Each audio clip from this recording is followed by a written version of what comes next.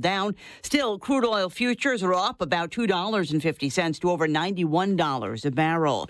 The military considering using the Navy to escort commercial vessels through the Strait of Hormuz. President Trump urging oil companies to, quote, show some guts and send their tankers through the strait. The U.S. military has no plan in place to escort those ships, given the threat of Iranian mines, drones, and anti-ship missiles fired from shore. Iran also has submarines that can hide at the bottom of the seabed near the 2-mile opening. Last night, CENTCOM announced it had blown up 16 Iranian mine-laying boats, but the Iranians can lay mines from any small craft.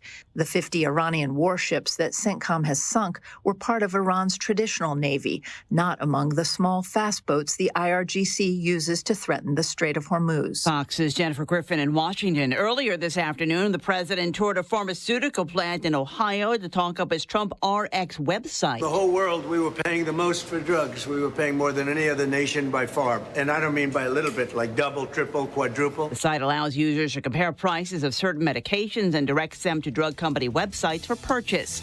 America's listening to Fox News.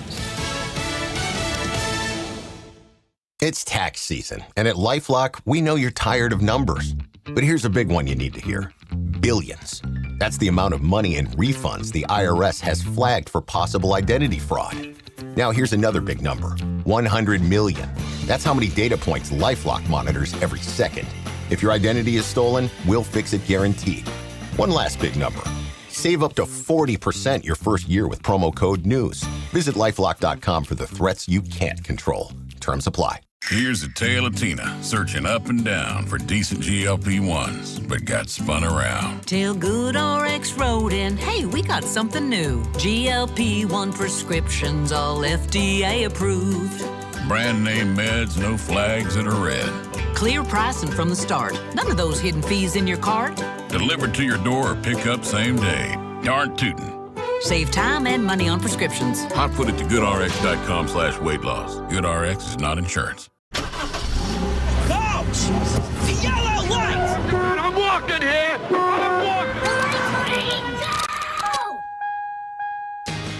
Good afternoon and welcome to the Jason Rantz Show. We are here live on Seattle Red 770 AM. We are streaming live on the Seattle Red app. Online at seattlered.com. We've got a lot to get to, including Cliff Mass is going to stop by. Give us a little bit of a preview as to how bad the weather is going to be. I think it's end of times based on some of the reporting that I've seen. And we got an alert. It's weather apocalypse Mageddon. We're going to get into that and so much more. But first, oh, hey, a huge encampment is getting even huger. It's the Jason Rantz Show. It's What's Trending, brought to you by Legacy Group Capital. Common sense lending. What's trending? The homelessness crisis. So there's an encampment that we've talked about in the past, right outside of the Gates Foundation and Mopop.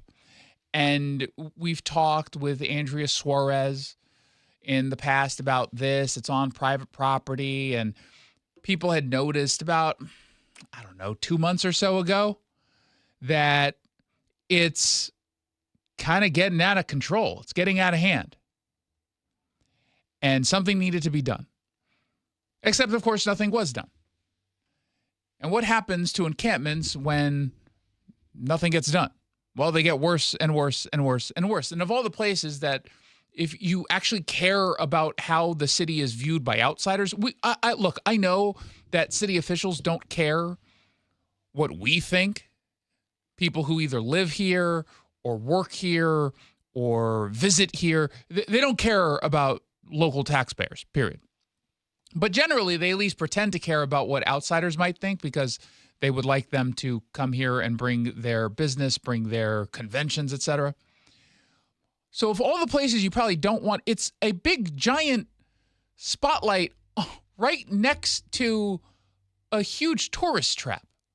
Why would you want to highlight your failures on homelessness if you're the city of Seattle? It doesn't make any sense whatsoever. Nothing. Now, the reason why we're talking about it is because Como just visited the encampment. This is just like a block and a half away from where they operate. And it's just getting larger. It's larger and larger and larger and larger. The building that used to be in this particular spot, because remember, this is private property, burned down not too long ago. And it's just been empty ever since. And it was an opportunity back in November for these homeless people to set up camp, put up their tents. And not only did they remain there this entire time, but more and more and more people showed up, setting up their own tents. And it's become this large shelter. And in recent weeks, according to Como, a recreational vehicle has been parked on the lot. Now, in the past, when they covered this, Como was told because this was on private property that the crews weren't able to directly address it. But they say the Seattle Department of Construction and Inspections was notified, as were police.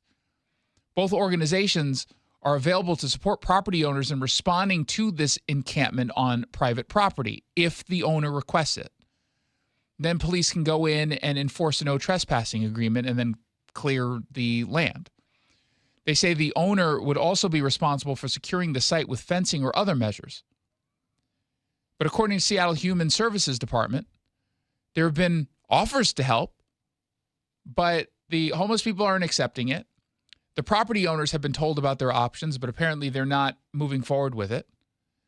Como says they reached out to the company listed as the property manager to see what steps they're taking to address this, but they're not hearing back from them.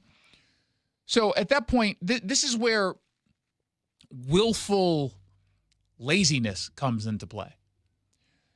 The city doesn't want to clear homeless encampments. And so they take a situation like this and they try to deflect and put the blame on the property owner. As if, by the way, it's the property owner's fault that the city of Seattle allows these homeless encampments to proliferate. But okay, the property owner has some, stake in all of this. They are supposed to at least call the police and put up the no trespassing. So let's just say, for the sake of argument, they don't want to do it. They don't want to take on the expense of putting up a fence. They don't want to get messy with the city. We'll just stay out of it. We don't care. We're not going to use this property for anything. It's not harming us at any point because what are you going to do? The property is burnt down. Wouldn't you then at that point as the city say, well, now we have to step in and do something because the property owner, when given the opportunity, is choosing not to. Their hands are not tied. The city can't just say, it's a private property. We have no rights here. Okay, so if that private property owner decides not to pay taxes, do you not do anything? It's like, well, hey, we sent them some letters. They're choosing not to pay those taxes. Or if a property owner doesn't want to follow any law and allow for gambling on that site, you just say, well, it's private property. We have no say.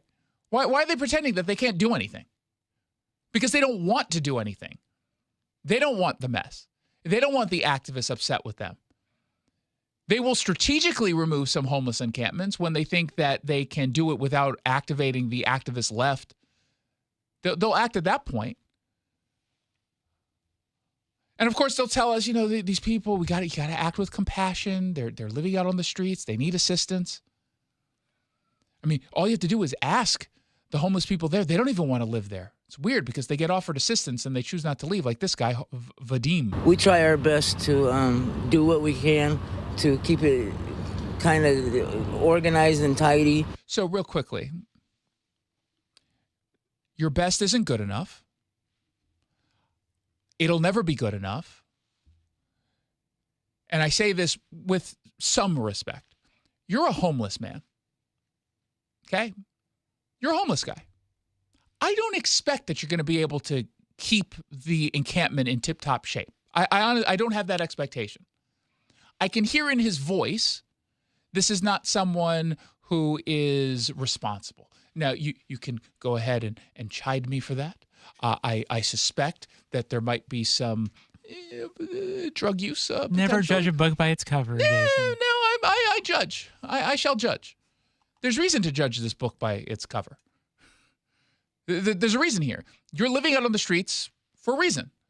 And you've been offered help. Again, any homeless person, especially in Seattle, who says that they've never been offered any kind of assistance, I will always assume, unless they became homeless last night, they're lying. They're lying. But let's listen to more of this guy talking with Como. So, people aren't afraid to come here. The fact that it's private property, it's a positive that we can't be kicked out by the authorities. I don't know anybody that wants to live like this. Definitely, I don't want to live like this. Okay, so you'll go into a shelter right now? Oh, I didn't say that. I said I don't want to live like this, not that I won't. They've been offered shelter. And again, even the city is saying we're offering them assistance, and they're saying no. They've been resistant. Maybe not every single person. Maybe some have said yes. But this is what we talk about when you hear the term service-resistant homeless. That's what we mean. We're talking about people who have been offered the services, and they're still saying no over and over and over again. Here's another man who lives here. His name is Blake. And he says they congregate there, so they're left alone. Yeah, we haven't gotten any offers, any help of any sort. Nothing. You know, the reason why we're here is so that we don't get harassed by the police and stuff. Again, not to judge him by his voice or his appearance. Got some problems. Is that fair to say? Got some problem? Just some? They all have that exact same cadence in their voice. Every single one. And it's not just cadence in their voice, it's probably drugs in their system or booze in their bloodstream. But again, when they tell you, I haven't been offered any help, they're not being honest. They're not telling you the truth. And the city is too lazy to do anything about it. They just don't care. Let's find out what else is trending once he pushes the button, which will be about What's now. trending in the media? So Brandy Cruz, along with Ari Hoffman and Jonathan Cho, they sued the House, Democrats, because they wouldn't give them a pass as media members to cover the legislative session. They got in front of a judge asking for a temporary restraining order against the decision by the Democrats to not give them access to the press area, and they ended up losing that temporary restraining order. Now, Brandy will be on the show tomorrow to talk a little bit more about this, and she went on her own podcast, Undivided, and she had some observations we'll get into in a second here, but it's interesting. I separate out Brandy and Ari and Jonathan. And I separate them out in this way. It's actually not to Brandy's benefit, actually. Although she should 100% be there because she is, in fact, a journalist. But this has been kind of construed by some in the media as either independent journalists who are seeking access or conservative journalists seeking access. Brandy is not a conservative. She holds some conservative views. I've known Brandy for over a decade. She holds some views, and she's changed her views. I've finally been able to get through to her on some stories, on some topics, but not everything. She's a journalist. She's independent. Ari is not independent, and Jonathan Cho isn't independent. They work for outlets.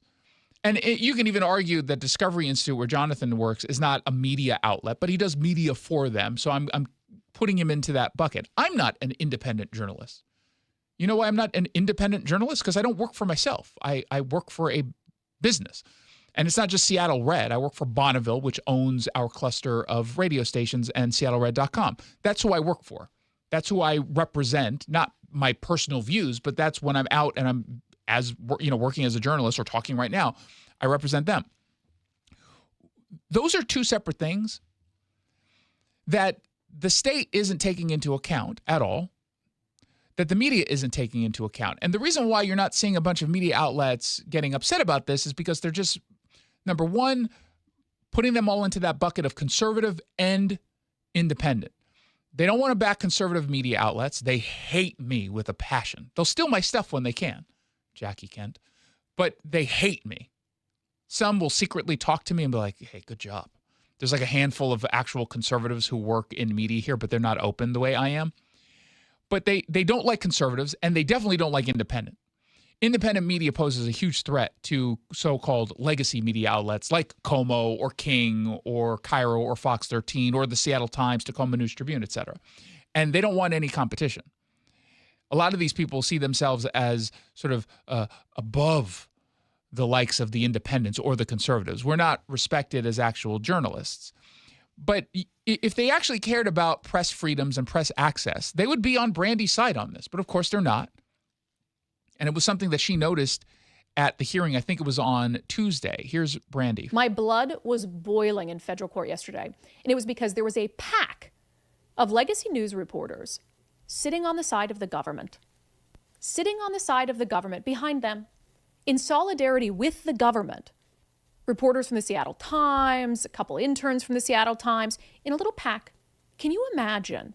I mean, I was actually... Duncan was there, by the way, but not in... He was sitting behind Brandy. Just FYI. If you saw any of the videos from the courtroom, that little kid, that was Duncan. Actually embarrassed for them.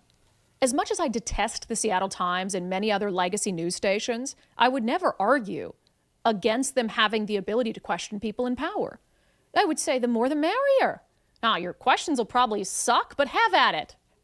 Tucker yourself out. It's because I believe fundamentally that more people questioning power is always better. But imagine that.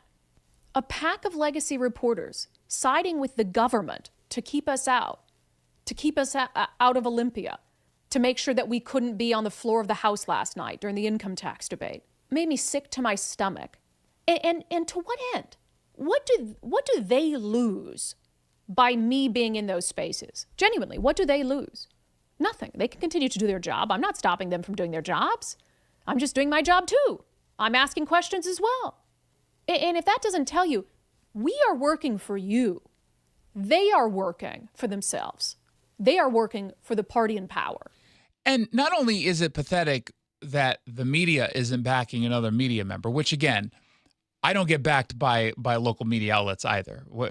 And I said this on air before, part of me is tempted to put in a request for a media pass just so they deny me so I can make a big stink about it. And unlike Brandy or Jonathan or Ari, I could hop on television nationally and put a giant spotlight on this that would embarrass them over at the House Democrat. I'm not going to do that because that would be in bad faith, because I have no interest in going down. Maybe that changes next legislative session. I don't know. But I don't like doing stunts that's for me. And that would be a stunt that's purely for my own personal gain. I just don't like doing that. But I'm not going to lie. I wanted to. There's a little tiny part of me that's wanted to do that. But if they truly cared about press freedoms, they would be backing her. They would be backing any concern. It shouldn't matter that it doesn't matter to me or to Brandy that the Seattle Times reporters are liberal if they were to be denied access. I would say that that's wrong too. I would say that that's deeply wrong. I'm with Brandy in that I loathe the Seattle Times. I think many of the people who are reporting there do so in bad faith, and they obviously have a political agenda. I mean, I would fight for Sharon Yu over at King 5 to have access. If they said, yeah, we don't like you as a reporter, so we're not going to give you access. It'd be different if she was going around like doing things and, causing problems beyond just having really bad coverage. That'd be different. And, if they wanted to make the argument, hey, Jonathan, you're too aggressive and you get on everyone's faces and you do, okay, that's his style. But at least that would be some kind of argument beyond, I just don't like what you report. And really what they were trying to do here is claim that, Brandy takes positions on stories. So we don't want that.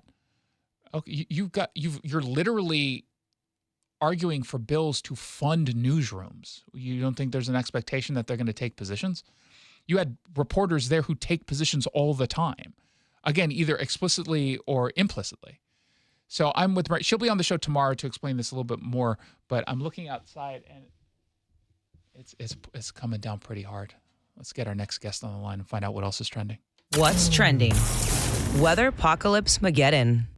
Well, if you thought winter was over, no, Mother Nature is saying, whoa, slow it down. We're not done just quite yet. In fact, we have at least one more go of weather apocalypse Mageddon, where we're expected to get a lot of gusts throughout the night into tomorrow and some significant rain, not just in Western Washington, but the Pacific Northwest, including into Oregon.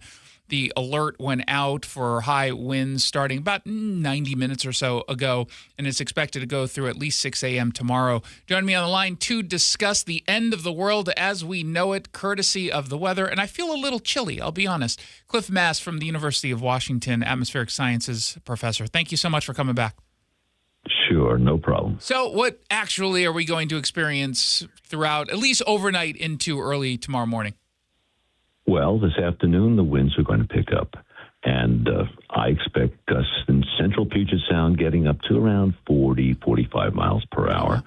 So, That's pretty significant. It's gusty. Yeah. There'll probably be a few scattered power outages, but nothing more than that. There'll be stronger winds in the Strait of Juan de Fuca. As a low center moves past us, I expect winds to surge from the west through the Strait, and winds could get up to 60, 65 miles per hour there. So that's a little bit more serious.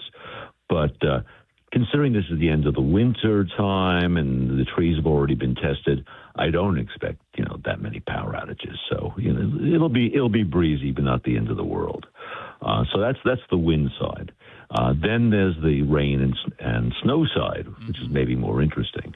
And so we have a few atmospheric rivers that'll be heading towards us. One coming in right now, and the bulk of the rain will be from Seattle southward, and particularly in the southwest part of Washington State. They're going to get pretty hard.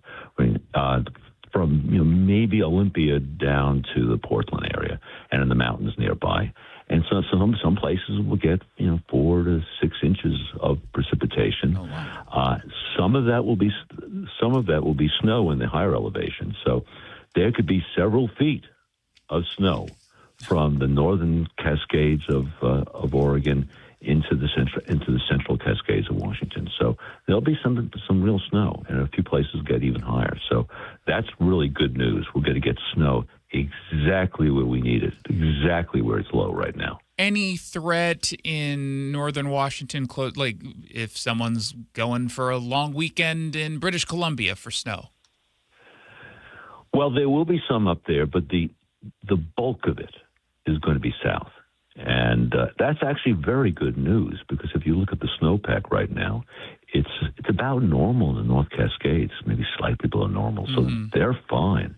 The place where we really need it is the South Cascades and in northern Oregon. And that's exactly where it's going to pick it up. So this is good news all around. So the people that are screaming about drought, they won't be able to scream quite as loud when this event is over. Oh, well, so that's clearly not true, because I can already tell you what the headline will be for the Seattle Times.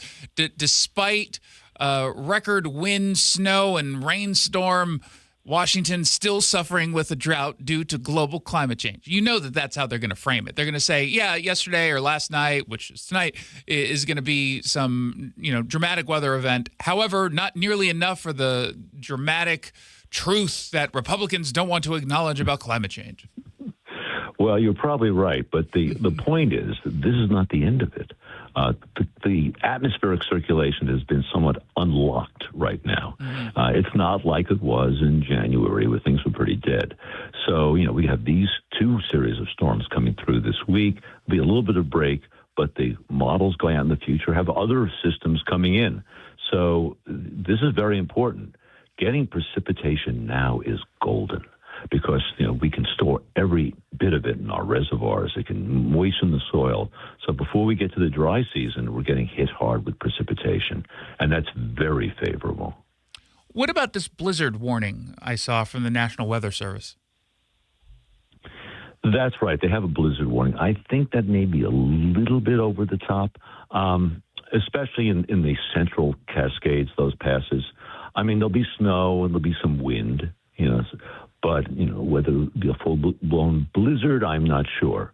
But they certainly will get a foot or 2 of snow, which will be good, and it will be gusty. So I don't know if it should be a full-blown blizzard, but it's definitely going to be snowy and windy up there. Okay, well, there you have it. Sounds like it's going to be at least a little bit fun.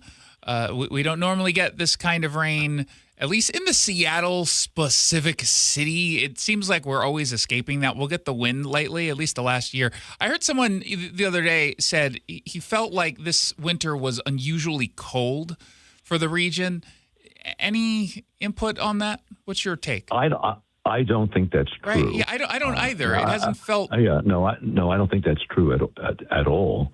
And the question about Seattle being a little bit on the drier side, well, that's very typical. Yeah. Because we're in the rain shadow of the Olympics. People don't think about it, but we are in a rain shadow. We have a big mountain range between us and the ocean, and that has a big impact. So, don't expect it to be so heavy here in Seattle. There you go. cliffmass.blogspot.com if you want to go to learn a deeper dive into what's going on with the weather. He'll tell you what's going to happen days in advance, and he'll mix in some commentary about how awful the Seattle Times happens to be every so often. Cliff, thank you so much for stopping by. Good to talk to you. You're listening to the Jason Rantz Show on Seattle Red 770 AM. When we come back, we're going to dive into the big local. Meet Matthew Preston.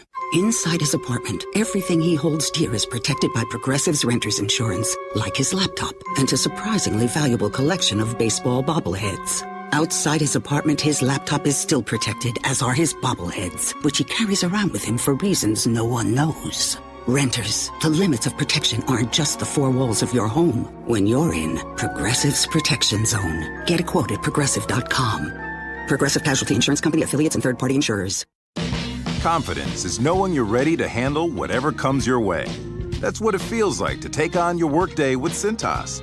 They make sure your AEDs are up to date, your fire extinguishers are tested and inspected, your floor mats are cleaned and delivered, and your workwear looks good, feels good, and is freshly laundered with the Cintas Apparel Plus program.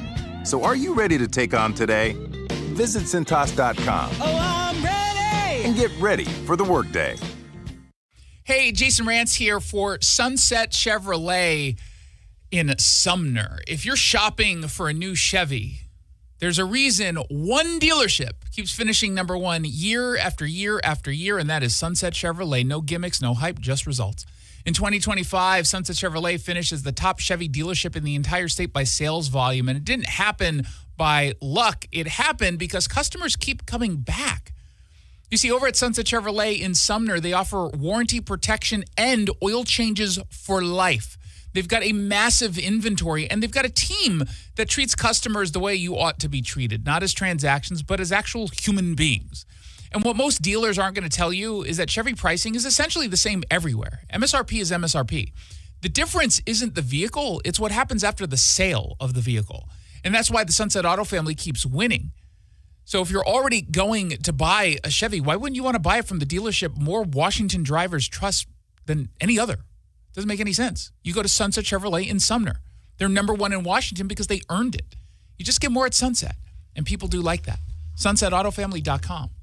Spring is right around the corner, but the perfect time to start your outdoor project is right now. Natural Design Landscaping has been serving Seattle and the East Side for nearly 30 years. They design, build, and maintain stunning outdoor spaces, from full makeovers to weekly maintenance. Beat the spring rush and get your yard project started today. Mention Seattle Red and get 10% off your first service. Visit naturaldesignlandscape.com to schedule your consultation. Natural Design Landscaping, let's build something wonderful together.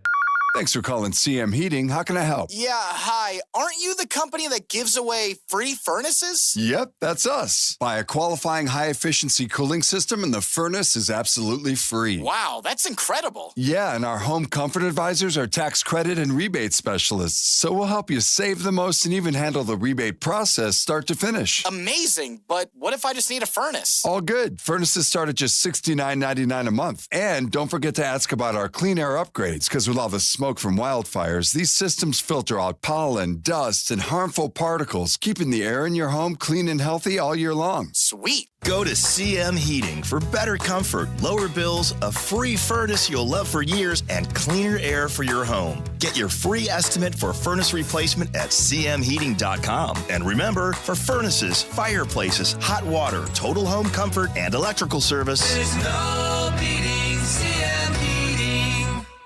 Many financial plans include some level of tax awareness. When retirement begins, considering taxes isn't enough. One overlooked tax decision can quietly cost families thousands over time. At Madrona Financial and CPAs, your plan isn't built around products. It's built around coordination. Licensed CPAs and experienced advisors working together, aligning investments, retirement income, and intergenerational planning using tax-efficient strategies. Padrona Financial and CPAs. Planning built on credentials. Padrona Financial Services is an SEC-registered investment advisor.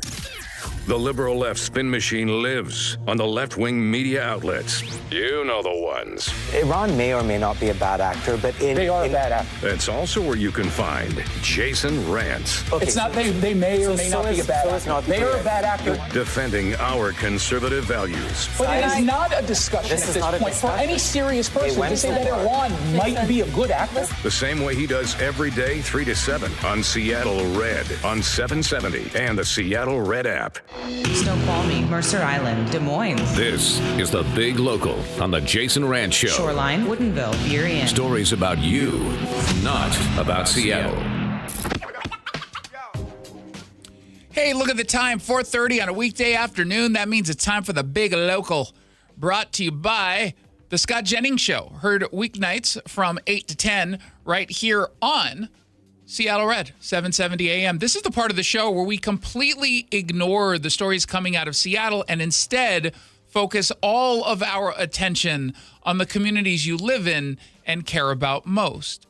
We start in Graham, Washington, where there is one of many sort of nerd shops where they sell Pokemon cards. And Fox 13 is telling us that there is a rash of thieves targeting these kinds of Pokemon card sellers in the region. And of course, when you're breaking into these stores, you're not just stealing Pokemon stuff. They oftentimes sell, Magic the Gathering stuff, games, just nerdy stuff.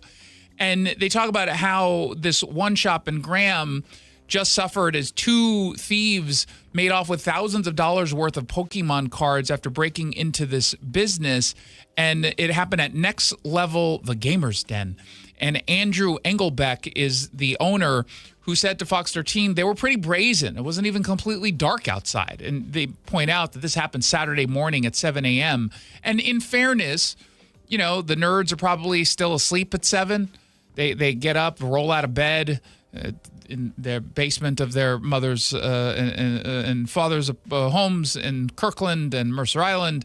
And between shifts at the local Best Buy, they're, just napping and playing Magic the Gathering. And so 7 a.m. is a little bit too early for them. Just so we're clear, they didn't sleep in because they were up late at night at, a party somewhere or out club hopping and bar hopping. It's because they were up really late playing Pokemon. So it only took the crooks about 2 minutes, according to the surveillance footage. And he said this is not the first time he's been targeted. He said the frustrating part is knowing that when you yet again have to go through the process of figuring out what was taken, it can add up so quickly. And insurance companies, they're only going to cover so much. And in this case, they're not going to cover anything at all because I'll be paying for it all out of pocket. And, joking about the Pokemon dorks aside, this is pathetic that this continues to happen. And it doesn't matter if it happens in Pierce County or King County or Spokane County. It doesn't really matter because at the end of the day, this is a direct result of a culture of lawlessness that has gotten better over the last couple of years because we started to enforce the law. And in this case, it's Pierce County. So we actually have a sheriff in Keith Swink who knows what it is he's doing and actually wants to go after the bad guys.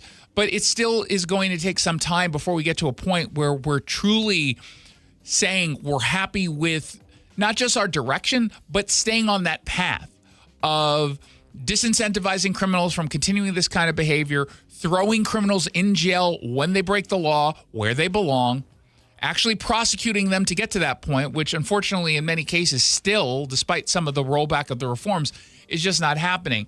And until we have sustained periods of actually taking crime seriously and throwing the book at people, it's just going to be a really slow go to get to a point where we were, generally happy in 2019, 2018. I don't recall everything we talked about 2018, 2019, right? I mean, in a lot of ways, it's what happened before COVID. I barely remember anything at this point, and I don't suffer from long COVID. It's not a memory lapse. It's maybe just because I was so traumatized by the abuses that we had to sit through for 4 years. But the reality is I don't recall any time in 2018 or 2019 saying, man, we're just living in unsafe areas and crime is out of control. There was crime, and we talked about crime, no doubt. I'm sure there were some egregious crimes that occurred. But we weren't having this bigger conversation about this culture that criminals are taking advantage of, where they feel like they can get away with virtually anything, where there's this expectation that if they even are caught, which is unlikely, that they're not going to get prosecuted or they're not going to get a judge who throws the book at them, right? We never had that conversation. Then 2020 happened. All of these Black Lives Matter inspired reforms were put into place. And then seemingly overnight, everything exploded, almost as if it was all intended that way. And I've used this analogy before. It's kind of like going on a diet. It takes you months and months and months. You lose your 10 pounds. And then you spend a weekend in Vegas and you gain 12. It just happens overnight almost. And that's kind of like what happens with crime. It takes a long time to get to a point where you're truly happy with low levels of crime and sending the message that bad guys aren't going to get away with it. But then you reverse one reform or you make one speech that gives off the impression that we no longer are taking this seriously, and then bam, it explodes overnight, all the crime. And it's really unfortunate. They point out in this story, again, this is not the first time that this business has been hit, but it's not the first time that Pokemon stores have been hit. We've talked about multiple break-ins targeting shops in the city. We don't talk about in this segment. In Everett, we covered that story 4 weeks ago or so. And I don't know if it's the same people. As far as I can tell, there have been no arrests in the previous crimes that we've covered, specifically targeting these kinds of nerdy shops. So it could potentially be the same two people involved or the same group of people involved, or it's just new people going all over the place, realizing that they can steal these cards that have a high value and then sell them on, the black market, I guess. If anyone knows where to find the dark web, I imagine it's some of the dweebs who practice Magic, the Gathering. But it's also possible that there's still enough of the cards in circulation and they're for sale that it might be hard to track back or trace back specifically to a criminal. I don't even know how you traffic in these hot Pokemon cards. Perhaps it's not even in the state of Washington that they're selling them. Maybe they're doing it online for international buyers. Maybe they're heading over to Oregon. Probably more so Oregon than Idaho. I feel like there's not as many nerds in Idaho, but go into like Portland or something and maybe try to sell it there. Obviously, this is not like the traditional crime that we cover of some drug-addicted homeless person who's just breaking in so they can feed their habits. Something like this indicates they do, in fact, know what they're doing. I would just be fascinated. I continue to be fascinated as to whether or not the people who target these nerd shops are nerds themselves, or are they just taking advantage of the fact that there are a bunch of nerds. Meanwhile, we'll stay in the general area because there's a place in the north end of Pierce County called, or it used to be called Sammy's Pizza. They changed the name to Bigfoot Pizza and Bar. And the News Tribune has this pretty long write-up about how neighbors have been complaining for a while now about the noise and the late-night activity outside of Bigfoot Pizza and Bar. And, this is an area that they call a sleepy corner of the North End. But lately, people have been upset because they're seeing and hearing a lot of noise, a lot of kind of shenanigans going on outside of this shop when they started hosting karaoke nights a little bit more frequently. So, the kind of activity they're talking about generally, it's tied to the noise. It's, probably drunken dorks who went out for a night of karaoke and they're not ready to call it quits at the end of the night. But the complaint started out in January. Then, it escalated a little bit because there was a report 3 weeks ago about shots being fired near this restaurant. Tacoma PD went out and said they got 7 different calls reporting the sounds of gunshots, according to the Tacoma News Tribune, but they weren't able to make contact with anyone who was either a suspect or a victim. But since then, a lot of folks have been turning out to the North End Neighborhood Council meeting to explain what's going on and to complain and to ask for some movement from either the police department or, the business itself. And apparently that meeting had turned into a free-for-all. It got really heated. Then people turned to Facebook to complain about what had happened. And one commenter, according to the News Tribune, said he offered to, quote, take up arms in order to defend the restaurant from the neighbors' concerns. And it's just a really long story about this conflict. And, you know, I always find myself in a tough spot when I'm looking at stories like this, because on the one hand, I want these businesses to be competitive. I want them to succeed. But I also understand what it might feel like if you're living in an area that is relatively quiet, and then all of a sudden, not only is it just a little bit noisy, but the complaints, the issues are happening after business hours. That's where I kind of draw a line. I generally don't get upset about a business, even though if I was in that position, I'd be upset if, you know, there was a bar that opened right next door to my home and, you know, I go to bed 9:30. If all of a sudden this bar is open till 1 a.m. and people are loud and screaming the whole, like, I would be upset. But it's a business and they're operating legally. You can't always expect that the clientele, the customers, are going to, you know, be good neighbors. But when it happens after hours or close to the end of hours, and it at least feels like the business isn't doing enough to address it, yeah, that kind of sucks, and people should be pushing back. And I'm glad that they're feeling comfortable at least enough to say something. Again, I don't know the extent as to whether or not Bigfoot Pizza and Bar is trying to police this themselves, but if they are, they're obviously not doing a good enough job with all the people who are complaining about this. So I imagine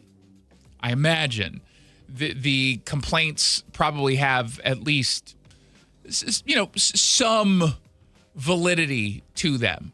As much as, again, I want businesses to succeed, this one feels like, based on the reporting, that Bigfoot Pizza is not doing nearly enough. And then finally, Kitsap County deputies arrested an intoxicated dude on a roof of a hotel in Silverdale after he allegedly tried to break into a guest room. The call came to the deputies around, he said, 3-ish early this morning. The guest reported someone trying to break into his second-floor guest room from the balcony. A spokesperson named Kevin McCarty for the Kitsap County Sheriff's Office spoke with our sister station, Car News Radio, and said, yeah, we found the suspect on the roof. Extremely intoxicated. He was a mixed martial arts fighter, threatened deputies several times, and had to be tased and carried off the roof. He got tased on the roof. Jeez. He was arrested on suspicion of burglary, obstruction, and resisting arrest. The spokesperson said that you should always make sure to lock your balcony door no matter which floor you're on.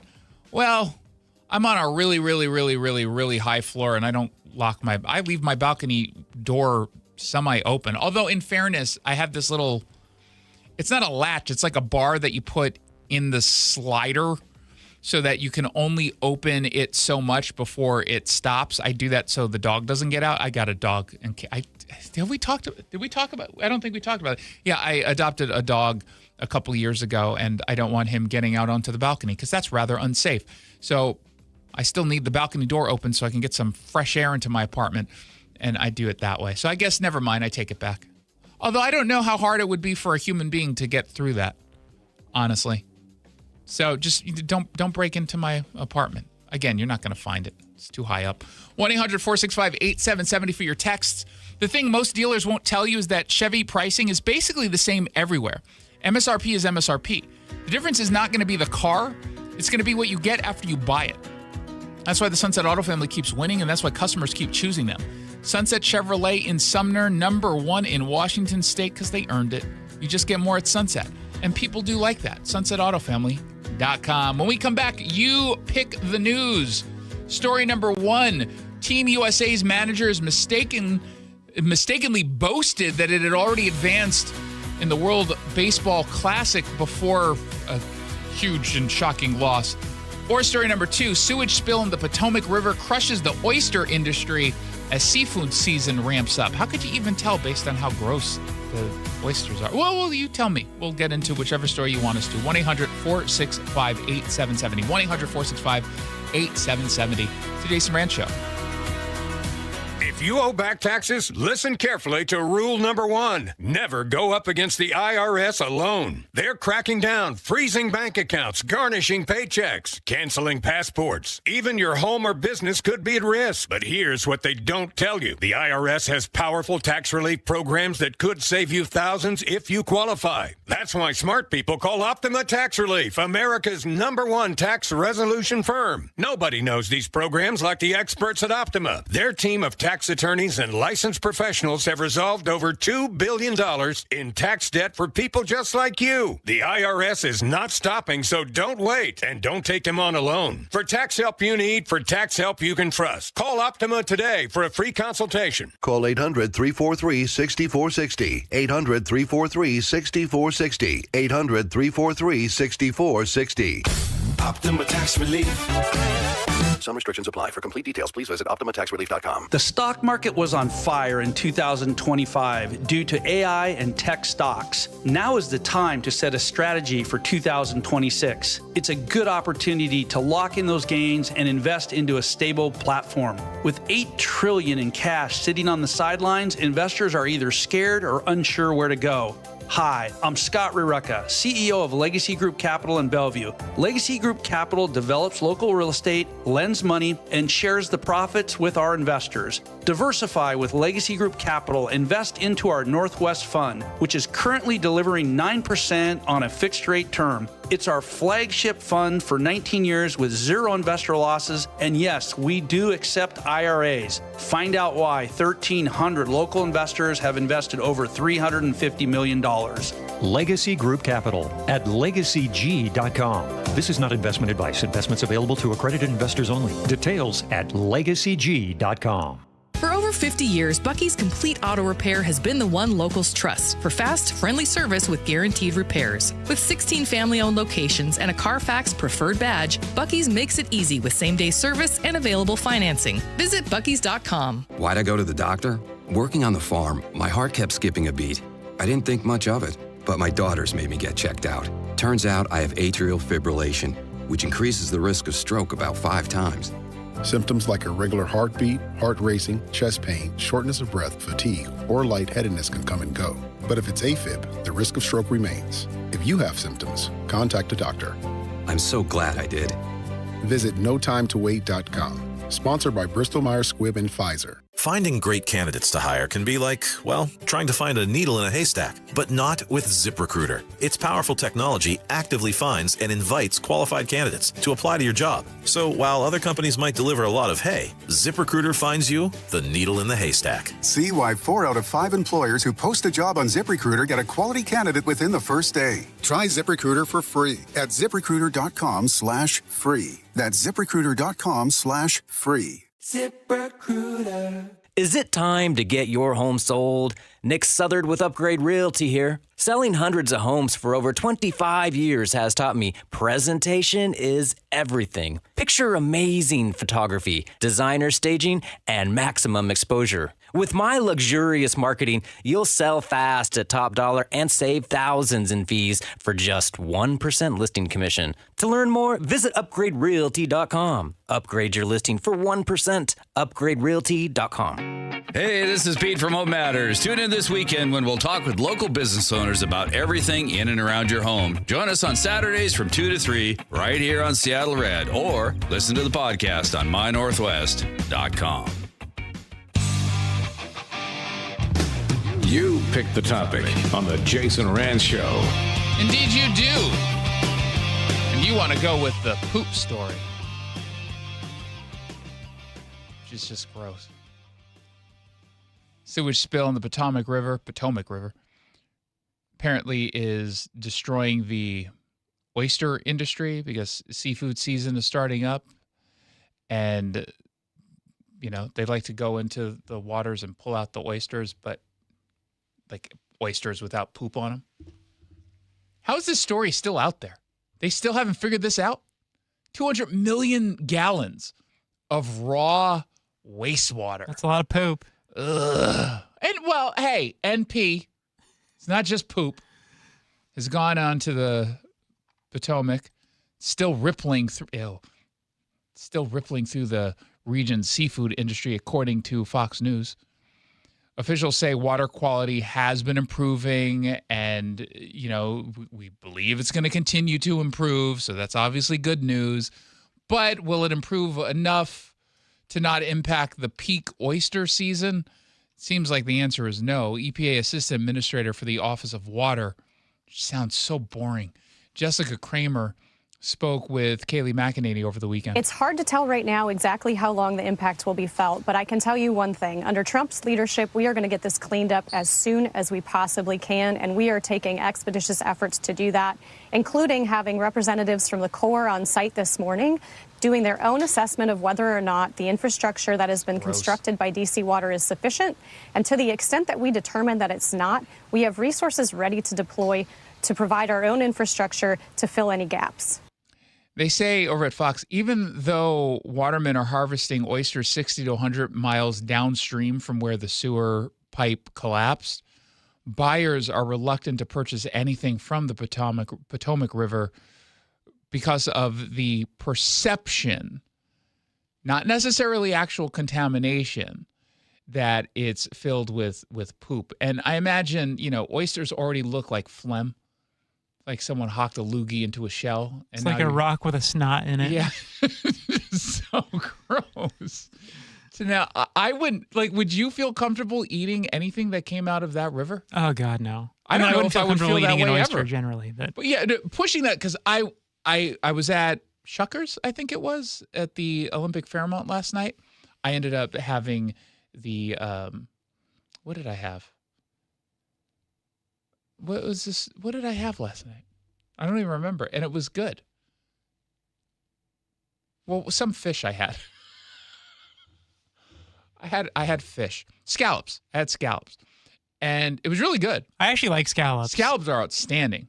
They're really good. Because I hate clams, mussels, and oysters, but I love scallops. I weirdly like mussels. I don't know if I like clams. I kind of sometimes will like crab, but I will not eat an oyster. I just cannot do it. And I think it's mostly because it's not cooked. That for me, that's the bigger issue, even of the mouthfeel that I think it has, because I've never actually had an oyster. But my friend had ordered 18 oysters for the table, and there were only 3 of us. I'm like, I'm not eating a single one. And I knew that they were going to try to pressure me into eating one. And they come out, and there were some of the oysters were small enough where I thought to myself, if I wanted to, I could probably get through this, because it wasn't I definitely can't do the big jumbo oyster that just looks like a tongue was cut out of I can't do it. But there was some. And what did they do? They pressured me into eating one. You know what I said? What? Get out of here. No, I'm not eating anything. I'm waiting for my scallops. I don't want to eat this. And they just ate all of them. And I don't understand the whole, what was making me really sick about all of this? And I'm assuming you don't normally do this, but my friend who was paying for the meal, so he gets to do whatever he wants, he grabbed all the lemons and he squirted it on all of them. Is that not customary? I don't even really know. I know you put lemon. If we were at dinner, would you want me picking up the lemon and squirting it on yours? I don't think I'd really care on it. As long as your hands. Really? As long as you wash your hands. I mean. Well, first of all, it doesn't matter. How soon would I have had to wash my hands for you to be comfortable? I don't know. It's arbitrary. I mean. Yeah. How long? An hour? 20 minutes? 5 minutes? 2 minutes? I had to come from the bathroom, assuming I washed my hands. Within the last half hour. Yeah. See, you're out of your mind. What is wrong with you? Seriously? What is wrong with you? Here's a trick question. When was the last time I touched my phone? At this dinner? Probably 3 seconds before. Probably holding it in one hand and 11 in the other, right? What's the most disgusting, germ-filled part of our daily lives? Our phones. Our phone. Not our toilets, but our phones. So upon sending a text message saying, how did I get convinced to go to dinner with Jackson? What happened to my life that we're seated here at Shuckers? You lost a bet. What happened? What is going on here? Why have I been roped into this? You mean to tell me you're okay with me doing that and then picking up the lemon and squirting it on everyone's oysters? The ones that you're about to consume? It's already a raw fish or a crustacean that probably carries some level of threat. You're okay with that, but you won't eat a poop Potomac River? Yeah, that's right. Do you think like the lemon cuts out the kills Yeah, the germ? It's got acid in it. Oh my God. I just can't. I realized someone texted in a little bit earlier when we were talking about the Mariners menu. Like, do you not eat with your hands? And the more I think about it, I don't enjoy picking up food with my hands. Obviously, you eat with your hands. I'm not just putting my face in a plate. I'm using my hands to cut things up and everything. But the more I think about it, the less I like anything that's that my hand touches the food. Just like from you think it's a nuisance or because there's germs or both? I think it's both. I'm not a crazy germaphobe, but I'm also not a crazy germaphobe. I feel like I have slight imbalance into the not healthy thoughts about the germs, just slightly. And not necessarily my own germs. It's other people's germs. Like it creeps me out and I can't do it. I don't like communal food. Like if there's like a bucket of chips or something, I have to go in first and I have to touch the dip first. Outside of that, I'm not touching it. If someone else has gone in, not even double dip, but just even a single dip, it creeps me out. It makes me feel nauseous. It's like putting your whole mouth right in the dip. Yeah, it's like, ugh, disgusting. Other than that, I am hungry right now. I do still want barbecue, but not oysters. It's the Jason Rantz Show.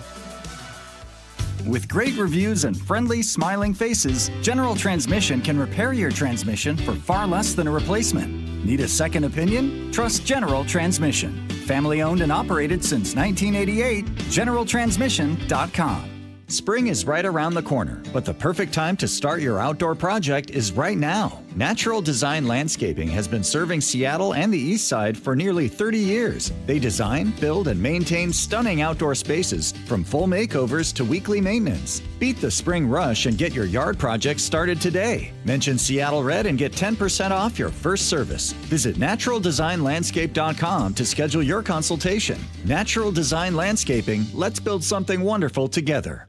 Thanks for calling CM Heating. How can I help? Yeah, hi. Aren't you the company that gives away free furnaces? Yep, that's us. Buy a qualifying high-efficiency cooling system and the furnace is absolutely free. Wow, that's incredible. Yeah, and our home comfort advisors are tax credit and rebate specialists, so we'll help you save the most and even handle the rebate process start to finish. Amazing, but what if I just need a furnace? All good. Furnaces start at just $69.99 a month. And don't forget to ask about our clean air upgrades, because with all the smoke from wildfires, these systems filter out pollen, dust, and harmful particles, keeping the air in your home clean and healthy all year long. Sweet. Go to CM Heating for better comfort, lower bills, a free furnace you'll love for years, and cleaner air for your home. Get your free estimate for furnace replacement at cmheating.com. And remember, for furnaces, fireplaces, hot water, total home comfort, and electrical service, there's no beating CM Heating.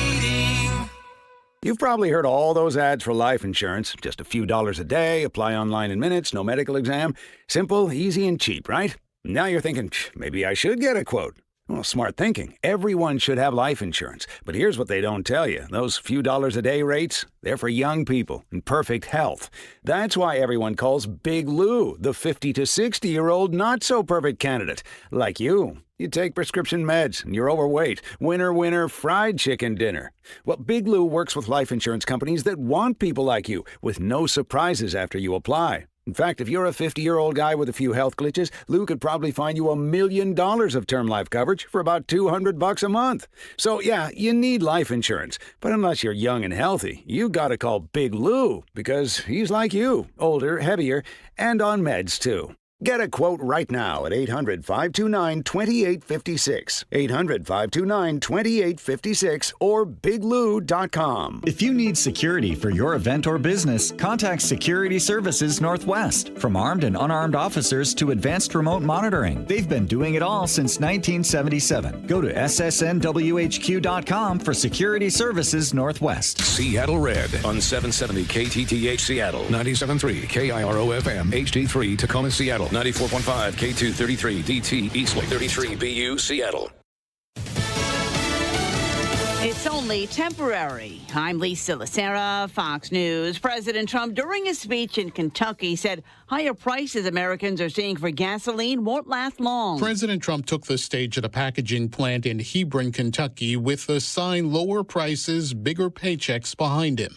He said despite a recent rise in oil and gas prices, he'll act to bring those prices down as the International Energy Agency releases 400 million barrels of oil, which will substantially reduce the oil prices as we end this threat to America and this threat to the world. The president said America will also tap into its own petroleum reserves, with recent spikes in gas prices hitting consumers at the pump. Fox's Gernal Scott. The U.S. released 172 million barrels of oil from the Strategic Petroleum Reserve as part of the IEA effort to combat high oil prices. On Iran, the president said the U.S. is hitting its targets. Their Air Force is gone, totally gone. That took the better part of about 3 hours. The president saying the U.S. is not leaving Iran until the job is finished, but also saying it won't be long. This as Israel is launching a new round of attacks on Iran after an IDF official tells Fox Tehran and Hezbollah are coordinating attacks on Israel. We had rockets intercepted over Tel Aviv, and a senior IDF official says before that, Hezbollah fired roughly 100 rockets into northern Israel from southern Lebanon earlier tonight. Fox's Nate Foy in Tel Aviv. The Trump administration has opened a new trade investigation into manufacturing in foreign countries after the Supreme Court struck down the use of tariffs by declaring an economic emergency. Trade Representative Jameson Greer says the investigation would examine excess individual capacity and government backing that he says could give foreign companies an advantage. America's listening to Fox News. LifeLock, how can I help? The IRS said I filed my return, but I haven't. 1 in 4 tax-paying Americans has paid the price of identity fraud. What do I do? My refund, though. I'm freaking out. Don't worry, I can fix this. LifeLock fixes identity theft guaranteed and gets your money back with up to $3 million in coverage. I'm so relieved. No problem. I'll be with you every step of the way. 1 in 4 was a fraud-paying American. Not anymore. Save up to 40% your first year with promo code NEWS at LifeLock.com. Terms apply. Did you know GoodRx can help you save on medication, manage prescriptions, and get trusted health information? If you're one of the millions living with a heart condition, check GoodRx for an easier, more affordable way to manage your health. GoodRx offers common heart medications for under $30. Just search for your prescription, find the best price, then show your pharmacist the GoodRx coupon. And it works whether you have insurance or not. To start saving and better manage your heart health, download the free app or visit GoodRx.com today. GoodRx is not insurance but can be used instead of insurance, including Medicare and other federal and state-funded programs. Coach!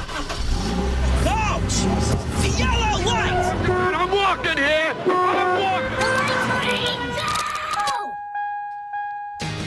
Good afternoon and welcome to the Jason Rantz Show. We are here live on Seattle Red 770 AM. We are streaming live on the Seattle Red app, online at seattlered.com. House Democrats passed their income tax that's going to hit you. It's not just about going after the millionaires. State Representative Travis Couture will stop by to break it all down and tell us what are the next steps, if anything. But first, some shockingly good news for a change out of King County. That's what's trending. What's trending? Crime. I don't say that in any, snarky, sarcastic way. We actually got some really good news out of King County. The sheriff's office reporting a 22% drop in overall crime, which means it's a safer place to live, work, and hang out. That's obviously, again, really good news. Now, not all cities will see in King County a 22% drop in overall crime. Remember, what is not counted in the King County numbers, even though it's a city in King County? Say Seattle. Seattle. Exactly. So this is not about Seattle. This is about the other parts of King County, including unincorporated King County. Patty Cole Tyndall, who's a sheriff in name only, she spoke with Cairo 7 TV about how far they've come since the COVID years, which I'm sure we're still blaming on the crime crisis. During COVID, it was a little difficult, right? We didn't necessarily do exactly what we're doing now. Can I translate? Please. We weren't policing during COVID. Oh. I don't know why they can't just come out and say that. But again, this is why I call her a sheriff in name only. She's a shino. A shino. She was appointed by the former King County executive. She's not really law enforcement in my view. You might like some of what she's doing, but she's a political appointment and not a real sheriff. Sorry, maybe that's a hot take, but things could have been better had she spoken up while Dow Constantine was in charge and saying we shouldn't be enforcing laws. So this whole idea is, you were doing things a little bit differently now. Well, from 2020, yeah, sure, but you're doing things like you were doing in 2019 and 2018 and 2017 and 2016. You just went back to some level of enforcement. Now, I will say in fairness, not just to her, but everyone who works in law enforcement, there were some things, even if you wanted to do, were beyond your capabilities because of the law. I mean, we remember Democrats banned police pursuits. They just banned police pursuits. And for 2 years, bad guys were just fleeing and they weren't being caught because they couldn't be pursued. Police reform laws were different. We hear from a lot of businesses and individuals, I still don't feel safe. What is your response to them? We're working on it. Suck it up. Look at the numbers. She should have said that. I want them to feel safe. I mean, our goal, we believe, and our job is to reduce crime and the fear of crime. We will continue to do the work that we've been doing. But they're going to have to do a little bit more work. Going down from record highs is not all that impressive. But again, it's going in the right direction. And we should point that out. They're still dramatically underfunded and understaffed at the King County Sheriff's Department. I don't think there's a sheriff's office out there that's truly fully staffed, at least of the mid-size to large counties in this state. They're all pretty much down. Same thing with local police departments, local agencies. They're just not doing so hot because, well, it turns out that when you for years tell people that getting into policing makes you a white supremacist, terrorist, Nazi, blah, blah, blah, people have a tendency not to want to get into that kind of work. Now, the sheriff in name only said she feels good about our future, but we still have some challenges. I'm optimistic that we can get back to a lower crime rate, but there's a number of things involved, right? One is getting these firearms off the street. Two is us holding people accountable. Now, that last piece is an important one, and this is precisely why I want sheriffs to be elected, not appointed. That becomes a political issue that she's only going to speak about if she has, number one, the support of, in this case, King County Executive Gurmai Zahalai, and number two, her positions are in alignment with his political positions. And frankly, they're not. He's not been the worst case executive that some people thought yet, but that could, of course, change. That could obviously change. And as I said, there's some people who live in certain parts of King County who are saying to themselves, yeah, I mean, it's great that the numbers are trending in the right direction for a county, but that doesn't mean it's trending in the right direction for my city, nor does it mean that I feel safe as this Burien resident named Honesty. That's actually her name, yes. Yeah, tells us. It'd be shocking if she lied here. That's very shocking. My car has gotten broken into so many times, and, my wallet has been stolen. You're lying, Honesty. You're such a liar. You don't even have a car. I'm on to you. We're going to call you Dishonesty. Could you dishonesty? Like by criticizing, oh, you just dissed Honesty. Stop with this dissing honesty. See what I'm doing there? Yeah. It's a play on words. That's a good dad joke. You son of a... How dare you? Here's another resident named Dishonesty. How odd is it that they had honesty and dishonesty in the same... oh, no, it's just Stacy. I don't know who to trust. It's my understanding that her mom has got it going on. I think it was actually a man. Stacy? That's what it said in the article. I knew a male Stacy. Oh, there you go. I knew a male Stacy. I don't know how common that name is for men, and I don't mean like a trans person, a biological male named Stacy. Mm-hmm. Just saying. Seems like kind of like a British guy could be named Stacy or something, like, you know. A British guy? Because I feel like in the UK, a lot of like... It's not Leslie. What we would view as female names, they have like there's like men named like Ashley in England, you know. Ashley is not a female only name. I've never seen. I don't really. Although the only Ashley I know who's a male is British. There you go. And he's on Fox Business. Especially over towards the White Center area. Okay. Seen a lot of King County sheriffs there showing up and actually making a presence. So I think that makes a lot of difference. Okay. I mean, it's certainly true when you have more cops around. Shocking, I know. The likelihood of crime decreases.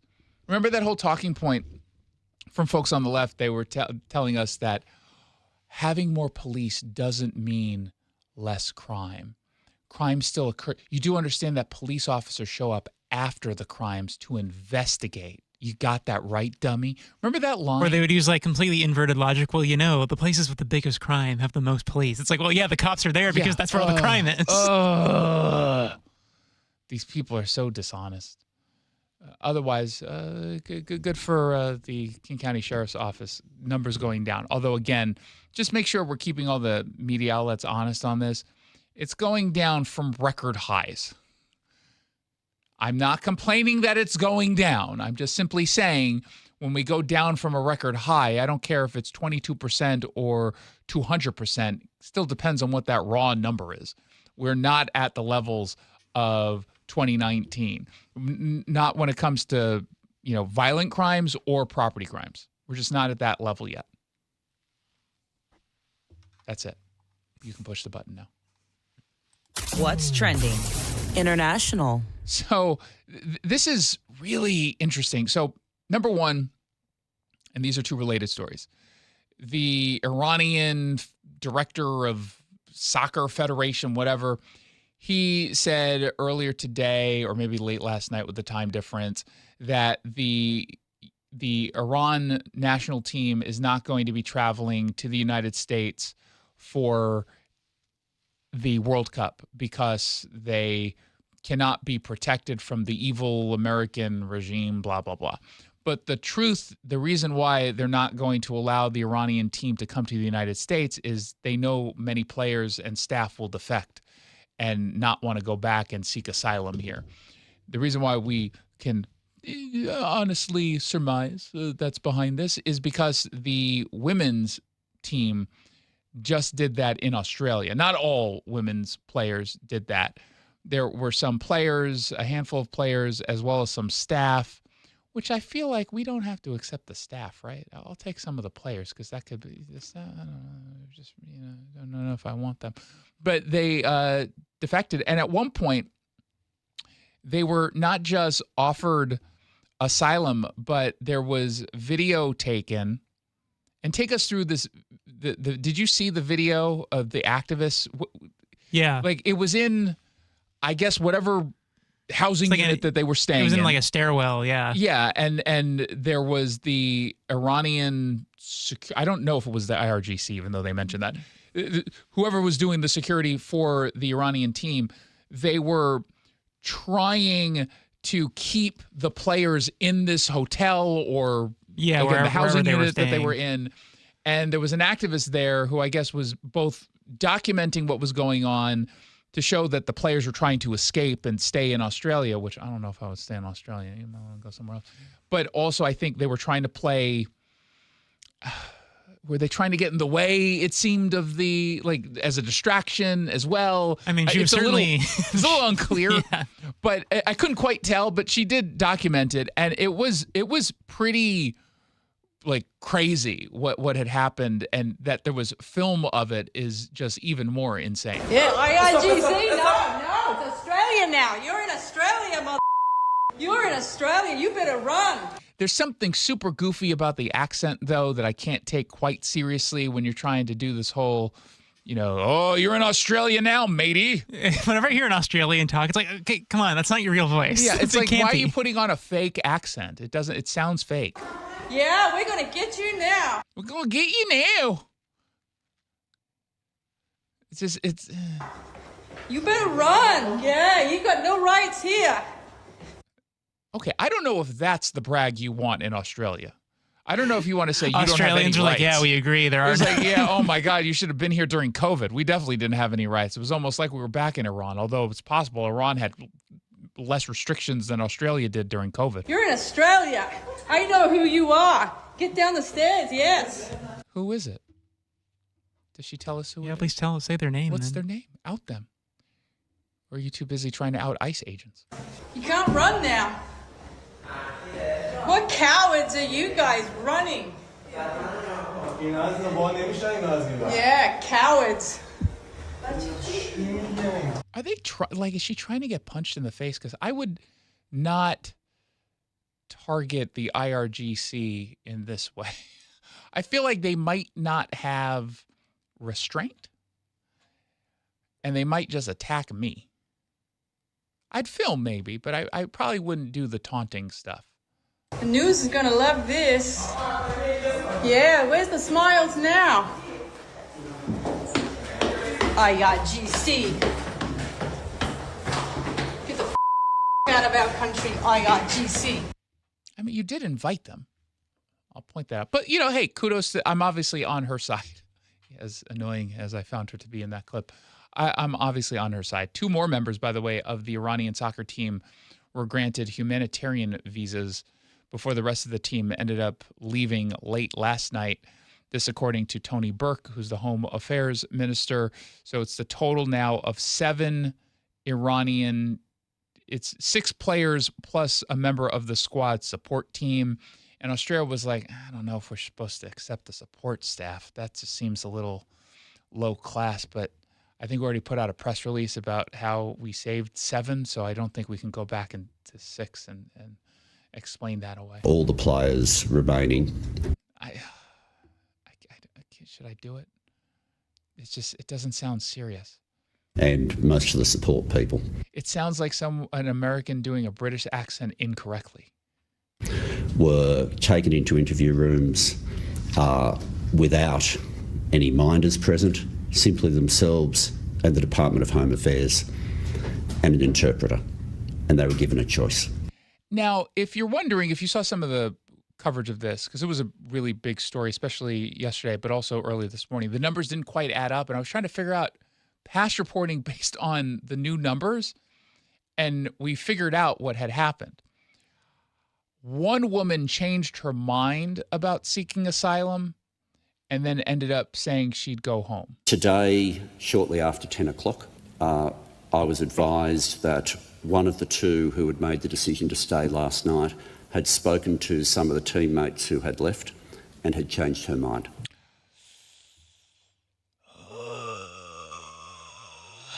I don't know if I would have done that. Even if you regretted it, I feel like the Iranian regime is not going to look kindly on you initially saying you wanted asylum unless you can go ahead and say, no, I was confused. They tricked me. Like, you would have to say something like that. And I don't know if any of the coverage should have been, yeah, she changed her mind. It's like you get dumped. And then they were like, never mind. I guess, okay, we can still see each other. I guess. And I talked to some people. They were like, yeah, they convinced me I'm not going to do any better, so I better just settle with you. I don't like this, and I feel bad for this woman, and I fear for her safety. Because I imagine some of the, they said some of the players, obviously, I'm presuming were pro-regime, but others, the reporting, again, I would not have put this out there as reporting, but they had said that they feared for their family back home, which won't they now just target your family and you for saying that? And won't there be now suspicion of the entire team that did return back home as to why they did it? Was it, because they actually support the regime, or is it because they feared for the safety of their loved ones? In Australia, people are able to change their mind. People are able Well, yes, otherwise that would be a kidnapping. to travel.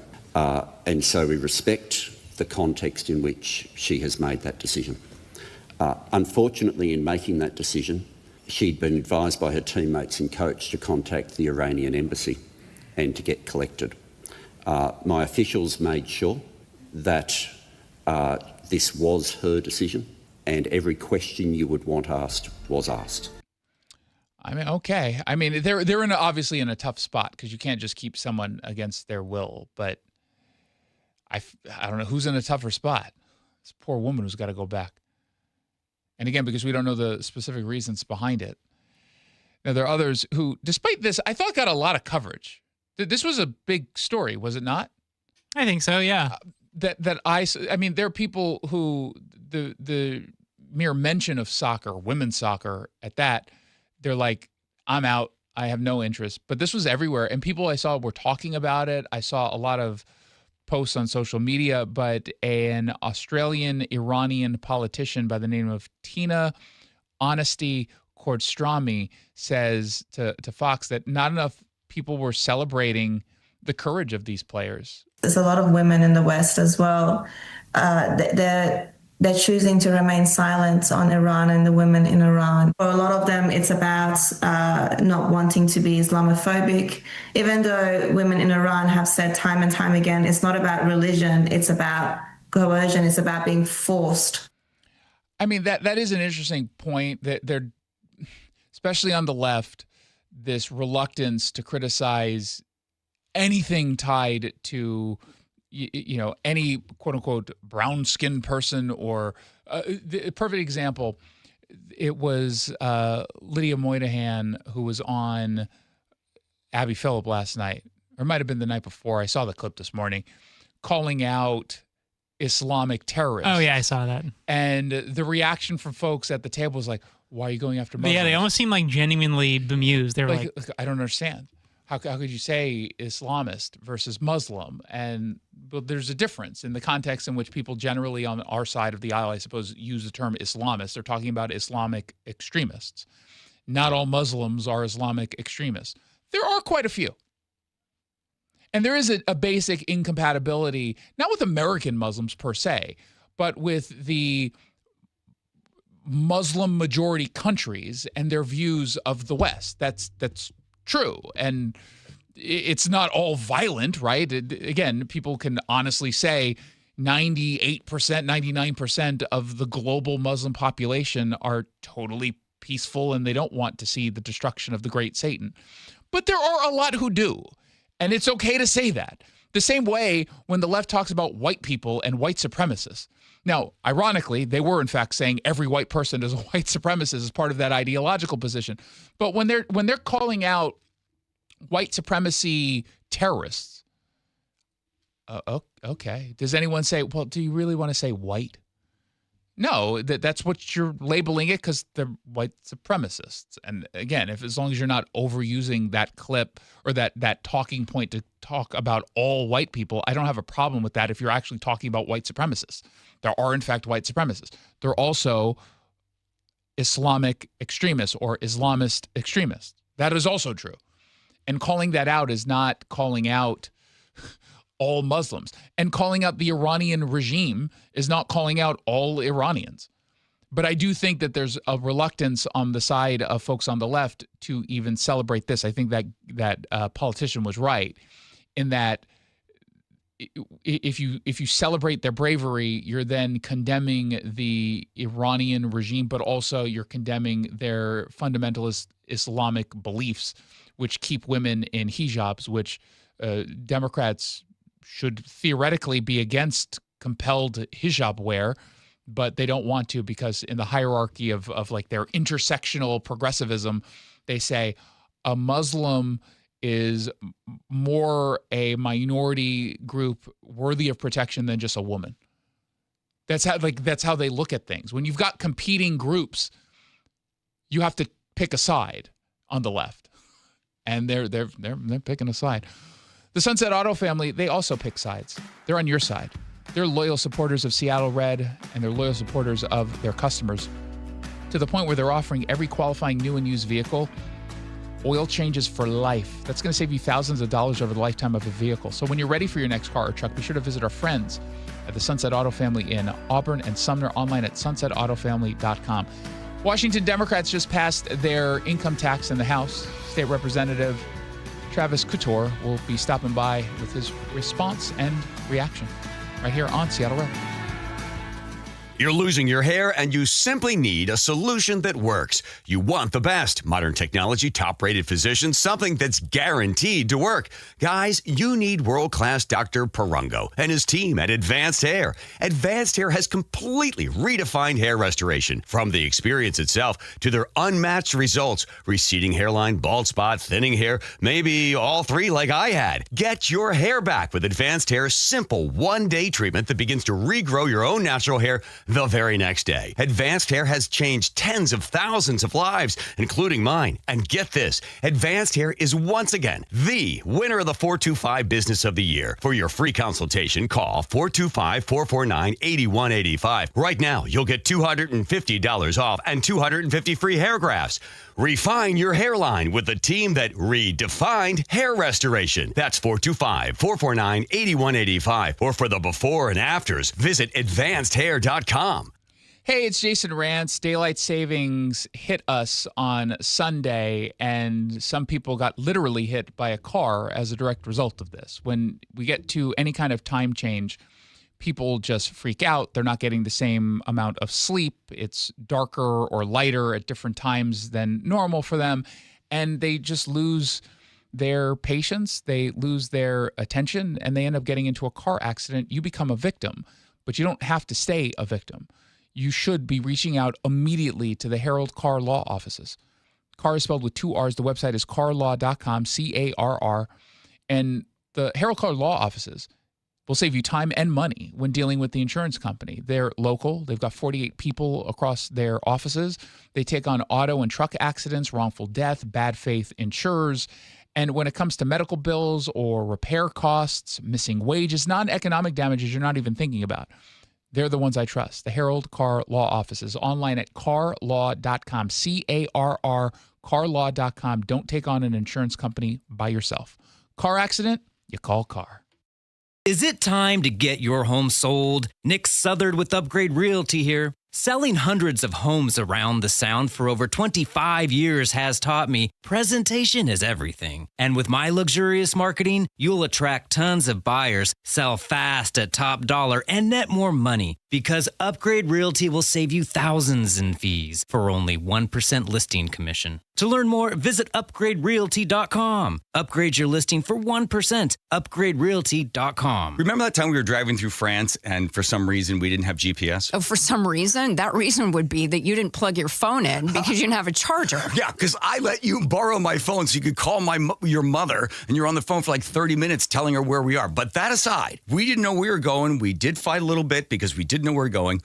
I think that Longevity Medical Clinic is like the GPS for us. They tell us which turns to make. They tell us which directions to go, right? They do. And now I feel like the two of us together have a clear path and we have more control over our own health care. Right, exactly. So you don't have to get out of the car and try to find information somewhere. It's all right there. As you're aging, all the little sort of turns you have to make in order to be able to have lots of energy and to enjoy your life. So for as far as I'm concerned, Longevity Medical Clinic is our GPS. Do what Nick and I have done. Take a free health analysis at lmclinic.com. That's lmclinic.com. Hey, how's your money situation? Are you ready for retirement? Well, if you want to know what the pros are doing to make wealth multiply and retire like royalty, then you need to listen to this show, The Money Professor, with Chris Longworth. Get your money right and tune in every weekend, Saturdays at 10 a.m. and Sundays at 12 noon on Seattle Red. Hey, it's Jason Rantz here. For years, Sunset Ford has told you something the rest of the folks in the car industry really, really, really hate to admit. Every Ford dealer pays the exact same price for new vehicles from the factory, down to the penny. Same cars, same cost. That's not an opinion. That is a fact. No Ford dealer has a pricing advantage over another when it comes to what they pay Ford.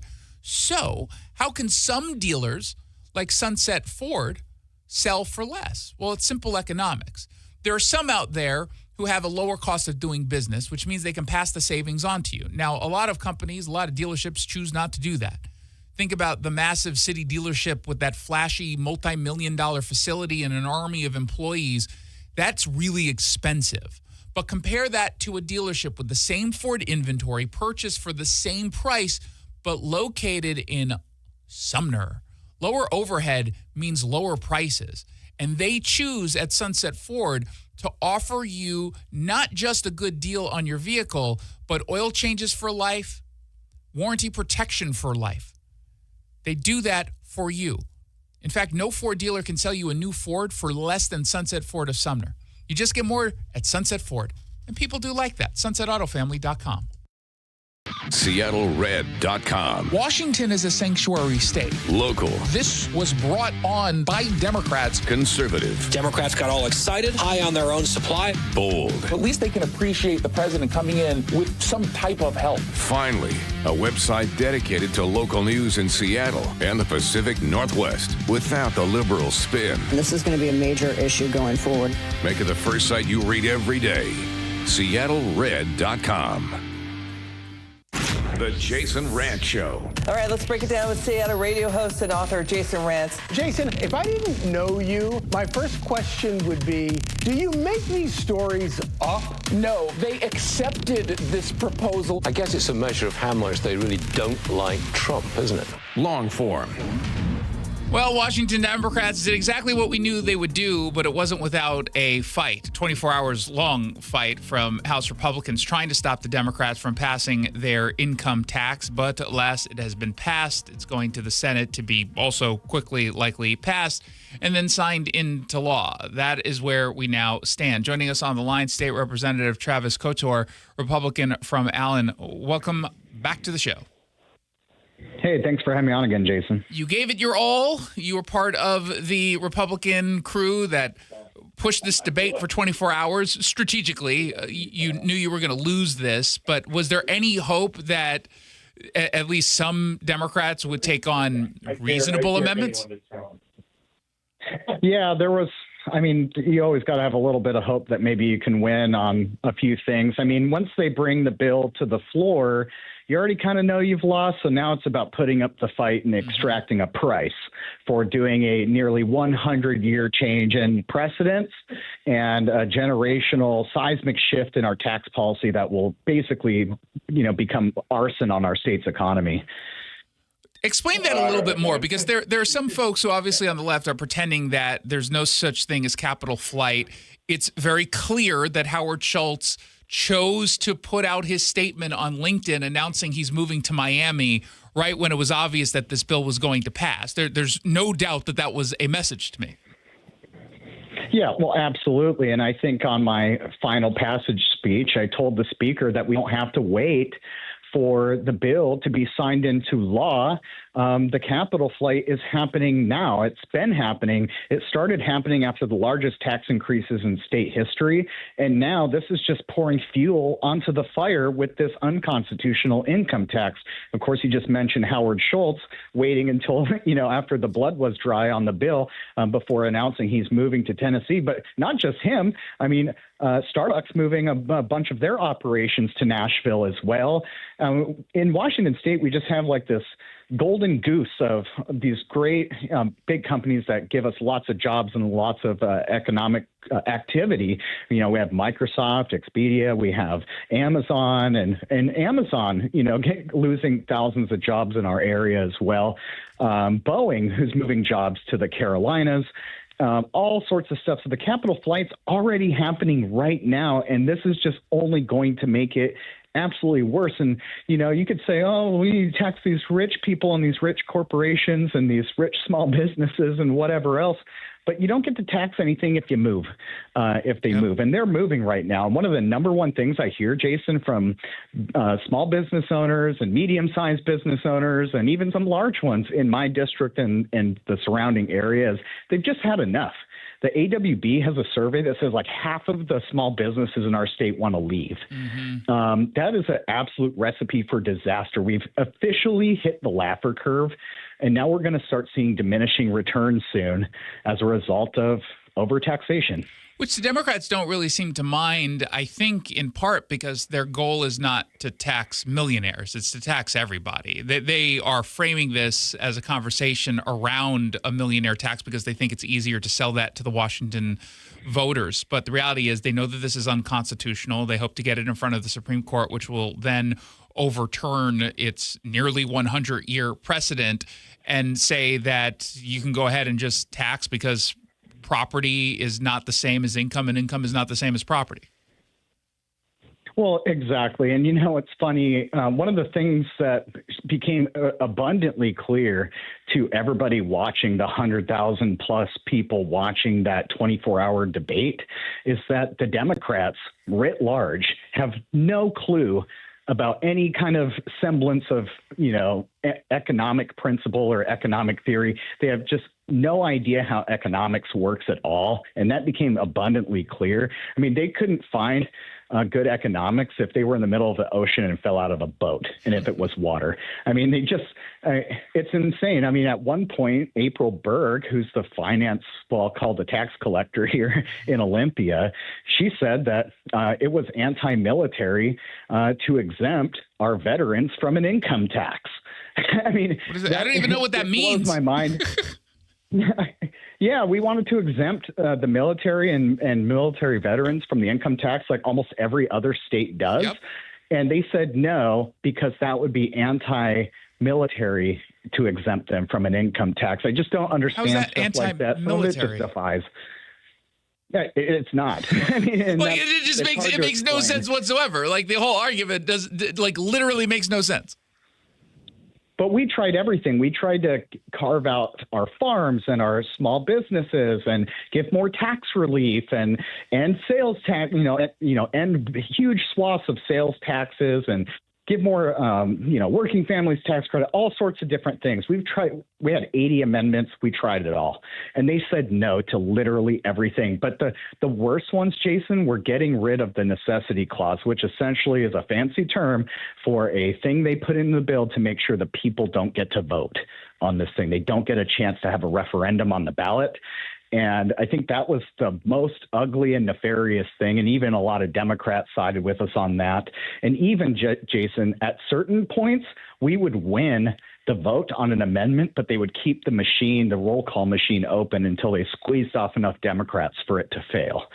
And as I saw the conference budget this morning, there's a lot more goodies. They found two budgets, the House and Senate, that spend a lot of money. And then they found a way to get together and actually make it even worse and spend even more money. And that's because they were sprinkling in all of the deals they made with some of the Democrats to buy them off to vote for this income tax. And that makes me sick. Is it possible that we get a special session because of the delays?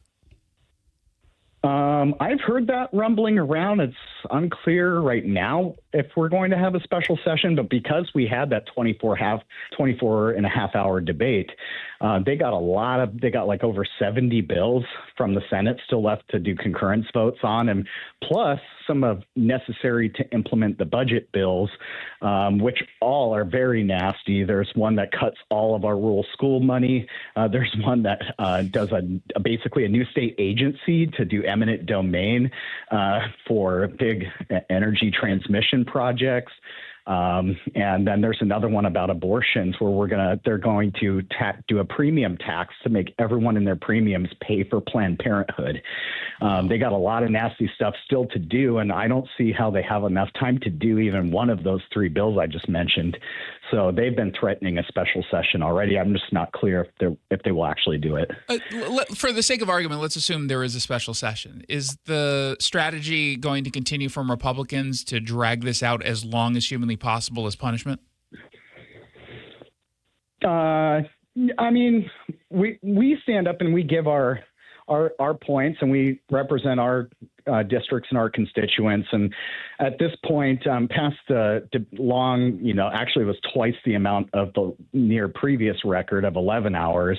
That was the longest floor debate that we've ever can roll back the clock and see. But after that, we're not. I guess we're not speeding things up. Let's put it that way. I mean, our job is to slow the brakes on the process and slow the brakes on all of this stuff. And if that means that we can, by slowing down the process, kill bad bills, then that's exactly what we'll do. But they can, by the order of the governor, bring us back into special session, and they could just make that as long as they want. But, we only have so much time that we can actually, by the rules, delay. I only get 3 minutes to speak on a bill, for example. So that's why a 24-hour debate was probably the biggest you'll ever probably see in your lifetime, because past that, they just wear you out. And even if you're already worn out, you only got so much time you can all speak on something. State Representative Travis Couture joining me on the line.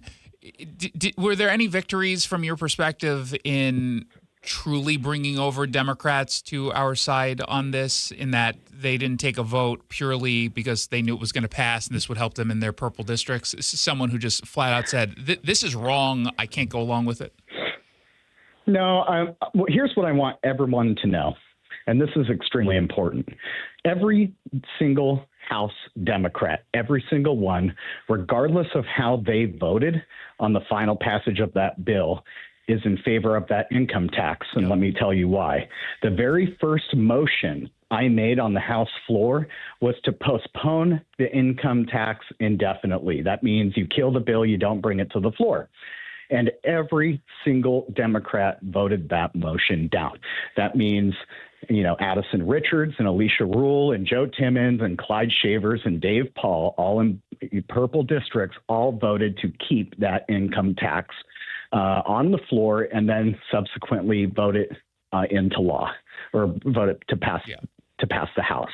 And I think that's critically important, because the true inside baseball politics is they have a vast majority, and they can afford to allow some of their members to vote with Republicans on certain things. But that's not the truth. All of those Democrats voted for Lori Jenkins as their House Speaker. All of those Democrats voted for the Democrat socialist agenda here in Olympia. They voted for more taxes, more spending, more crushing of our economy and our families and our small businesses, and more ripping apart and erasing our social safety net of over $1 billion in cuts to Medicaid, which disproportionately impacts districts like Republican districts in the state of Washington, which they have, by force of law, made poor, because we can't even use our own natural resources anymore. And so at the end of the day, every Democrat has supported an income tax. Every Democrat has supported a rate of a left one pension. Every Democrat has supported some of the worst budgets in state history. Don't let any single one of them off the hook.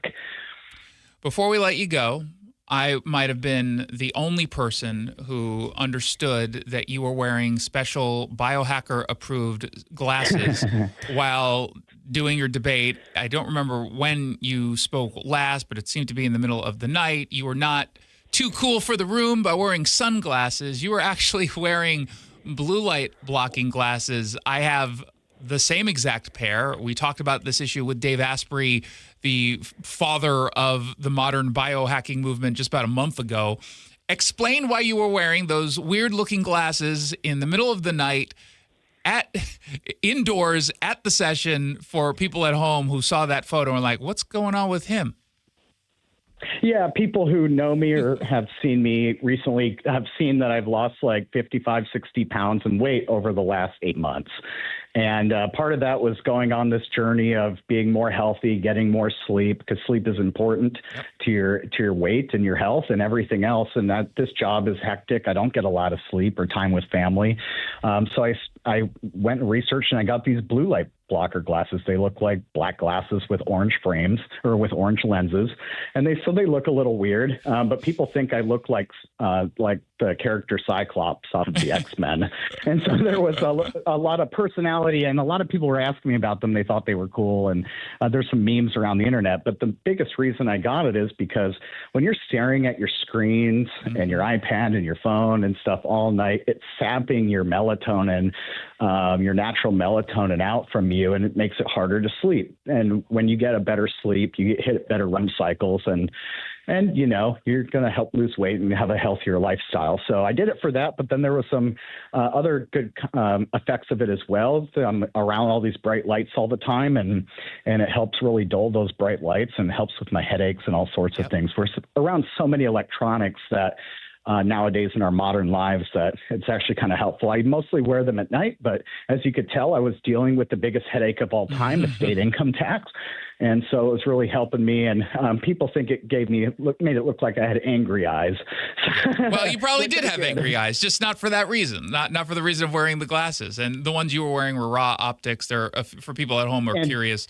It's RA Optics. And Jason, I saw a picture of your blue light blockers. I'll just say yours look cooler than mine. Mine are True Dark glasses from Dave Asprey, although I have a pair of Blue Sync glasses from Raw Optics that I wear during the day outdoors, which is a way to get even more energized. And for people who think that we're just absolute lunatics for this, try it. I was on a flight last week through to New York. It was a late flight. I wore the glasses on the plane. Some people looked at me funny, but I actually got to sleep that night for the first time in a while on the first night of a trip to New York. It's always a mess, and this stuff really does work. It's all science. It makes total sense. Unlike what the Democrats are doing right now in Olympia, which makes no sense whatsoever. State Representative Travis Couture, thank you so much for stopping by. I really appreciate it. Hey, thanks, Jason. See you next time. You're listening to the Jason Rantz Show. When we come back, we're going to dive into some quick hits right here on Seattle Red 770 AM, online at seattlered.com. Whether you've done some preparation already or you're just beginning to plan for your retirement, it's never too late to make sure you have everything covered. Elder law attorney Rajiv Nagayach joins me. You have an opportunity coming soon that will help answer some important questions, don't you? We do. And every month we take 3 or 4 opportunities to go to the communities and educate people about what proper retirement planning is. The notion of retirement planning around having a hodgepodge plan, working with a financial planner, a lawyer, a CPA, a doctor, those pieces by themselves are not going to give you the results you want in retirement. And you and the LifePoint Law team want to teach us about the Safe Harbor Trust? They do. The single biggest financial threat in retirement is an uncovered medical illness. A Safe Harbor Trust, it should be a must in most of these estates, but is not. Be part of the next seminar in Tacoma on March 10th, Bellevue on the 12th, Federal Way on the 14th, and Everett March 17th. Learn more and secure your space at lifepointlaw.com. That's lifepointlaw.com. Cashback is not available on gas in New Jersey and Wisconsin. Couponing. Wow, you didn't strike me as the coupon type. Just trying to stay ahead of inflation. Gas, groceries, everything. It's all more expensive. I need to save wherever I can. Have you tried Upside yet? Upside? What's that? It's a free app that I use that pays cash back for every gallon of gas I buy. You've got to buy gas to get around anyway. Might as well get paid for it. Come on, does that really add up to anything? I've already made around $200. The extra cash helped pay down my bills, and I even had a little extra left to treat myself. And the Upside app is free? Totally free, and the cash back is real. You can transfer the cash right to your bank account. I'm downloading Upside right now. Download the free Upside app now to earn cash back every time you buy gas. Use promo code ENJOY to get an extra 25 cents per gallon on your first tank. You can cash out anytime right to your bank, to PayPal, or a gift card for Amazon and other brands. Just download the free Upside app and use promo code ENJOY for a 25 cents per gallon bonus on your first tank. That's code ENJOY for a 25 cents per gallon bonus. Insulation rebates from PSE are at historic highs. American Crawl Space and Pest Services gave over $3 million in PSE insulation rebates last year, more than any contractor in Washington. Homeowners, business owners, and PSE trust American Crawl Space and Pest Services. Was your home built before 1990? Visit AmericanCrawl.com to see how much you can save on replacing your insulation. American Crawl, the heroes you call. Spring is right around the corner, but the perfect time to start your outdoor project is right now. Natural Design Landscaping has been serving Seattle and the East Side for nearly 30 years. They design, build, and maintain stunning outdoor spaces, from full makeovers to weekly maintenance. Beat the spring rush and get your yard project started today. Mention Seattle Red and get 10% off your first service. Visit naturaldesignlandscape.com to schedule your consultation. Natural Design Landscaping, let's build something wonderful together. The Jason Rantz Show. Bring in Jason Rantz, Seattle Red 770 AM host, and also SeattleRed.com. Jason, great to have you with us. Jason, Seattle is just continually ground zero. Yeah, and this is really the Pacific Northwest is ground zero for all this nonsense. USA Today is mocking the far left. The quick hit. Okay, so we got a new report out suggesting that in the battle between J.D. Vance and Marco Rubio, the person who is best positioned right now to be the presidential candidate for Republicans is Marco Rubio. He leaped ahead of J.D. Vance. And frankly, if you look at the Kalshi rankings, Kalshi is one of those online betting sites where they kind of bet on absolutely everything. He's now favored to be the president. He is favored over the leading Democrat right now in Gavin Newsom. The betting is favorable to him in a pretty substantial way, and he jumped pretty high. Now, when I say substantial, I mean in the context of where he was. Right now, he's got a 19% chance of being the winner of the 2028 presidential election. Gavin Newsom is at 19% Marco, Gavin is at 18%, and J.D. Vance slipped to 10%. And it's actually a little bit better than 19% chance for Marco Rubio. There are still a lot of gambling sites that has Vance as the odds-on favorite. That includes the Poly Market and DraftKings. Over at MGM's site, Vance is seen as twice as likely to win with odds at plus 350 compared to Rubio at plus 700. The reason why Marco is jumping up, there's two big reasons. Number one, he's had a much higher percentage of, television hits and screen time when talking about the military action against Maduro in Venezuela and against the Iranian regime.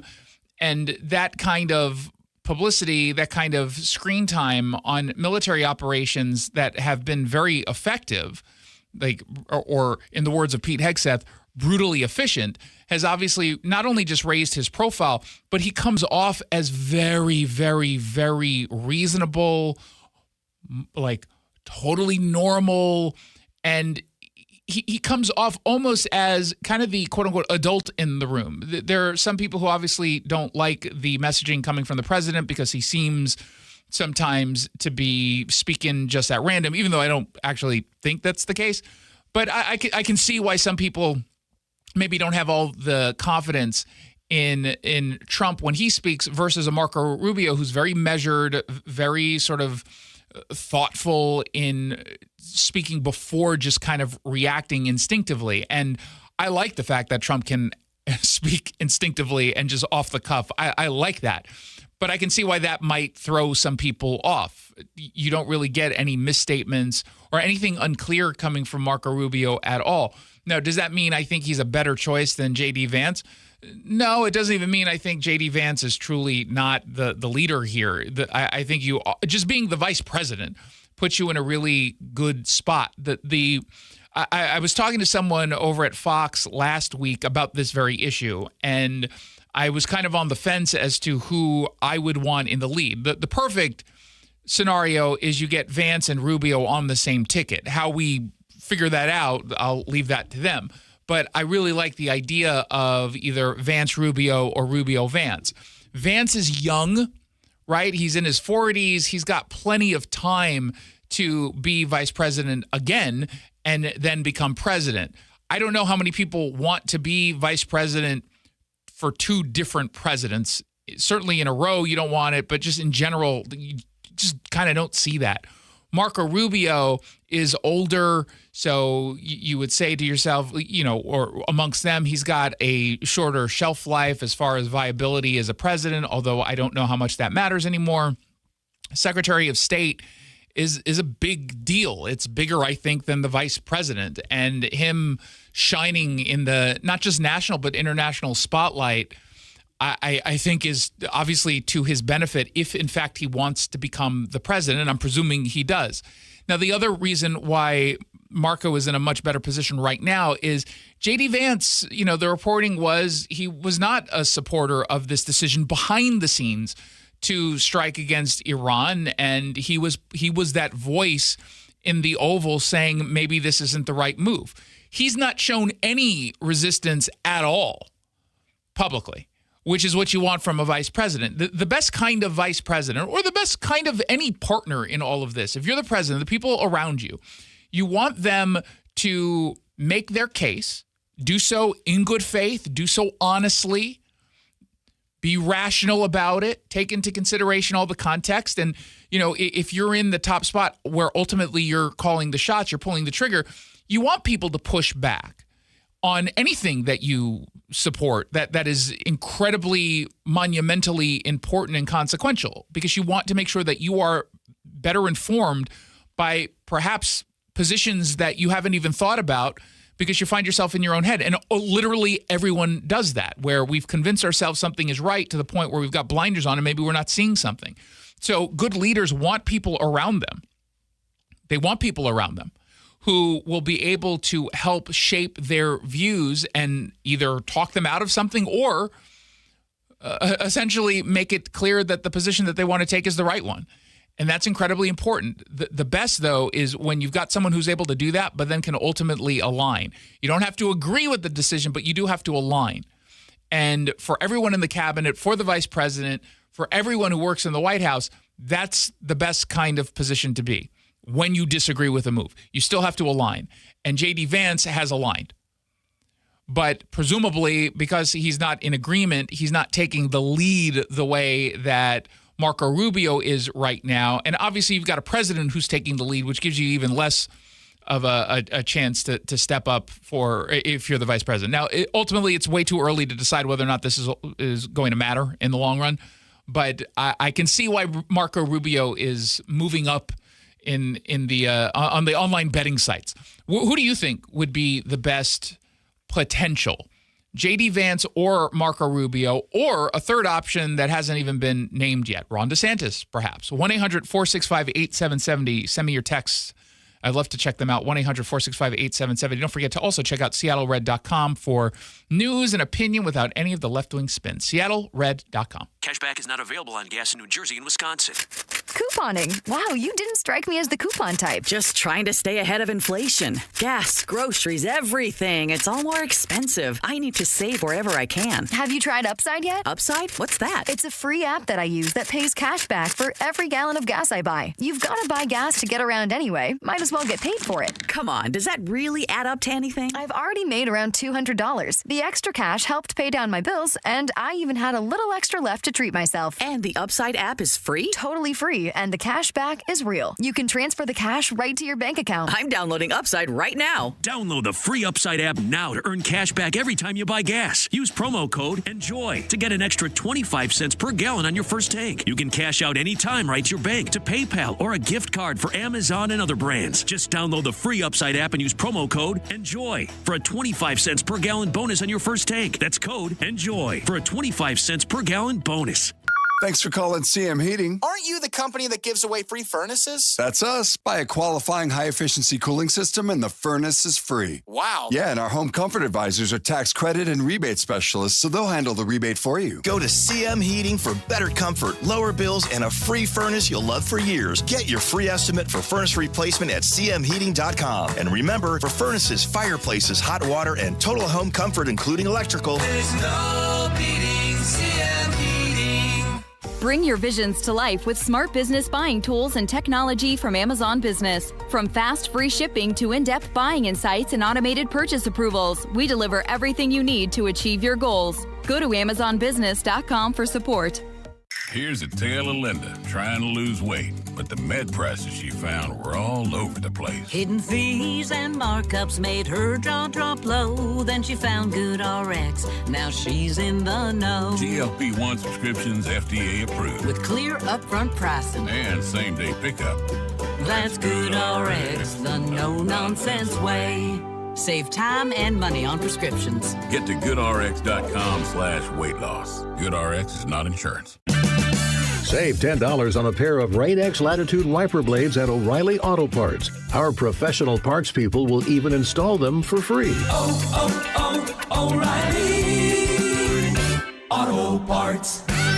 Do you like helping others? Become a Shiva volunteer. In Clark County, join the hundreds of volunteers across Washington state who help over 90,000 people each year with their Medicare options and questions. You don't have to know Medicare. We'll teach you. And if you're bilingual, even better. For more information and how to apply, call Shiva at 1-800-562-6900 or go to insurance.wa.gov. Sponsored by the Office of the Insurance Commissioner and aired by the Washington State Association of Broadcasters and this station. Hair Volume from New Nordic will make your hair look thick and healthy. Hair Volume is available online at Amazon and newnordicusa.com or in the hair care aisle at your local CVS. We are Seattle Red. Seattle Red on 770 KTTH Seattle, 97.3 KIRO FM, HD3 Tacoma Seattle, 94.5 K233 DT Eastlake, 33 BU Seattle.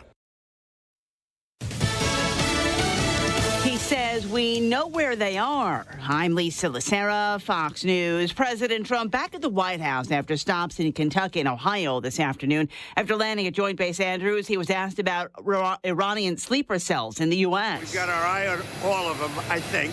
There have been reports that Iran could try to attack California using a drone. The FBI has not commented. Iran is being absolutely decimated. That's all I can say. While in Kentucky, the president said the International Energy Agency will release 400 million barrels of oil from its reserves. The U.S. will release 172 million barrels of that from the Strategic Petroleum Reserves.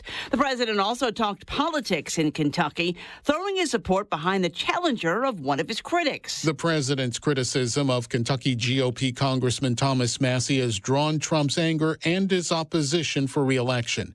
The president said of Massie, He only votes no. He just votes no. Massie's primary opponent is former Navy SEAL Ed Gallrein, who said after getting the president's endorsement that he would be an authentic, true Republican conservative that stands shoulder to shoulder with our president and the Republican Party. Congressman Massie has crossed the aisle, voting with Democrats on some legislation, and has pushed for a full release of the Epstein files. Fox's Gernal Scott. Texas has put to death a man who was convicted of fatally stabbing his girlfriend and her 8-year-old son in 2013. Cedric Ricks died by lethal injection at the state penitentiary in Huntsville.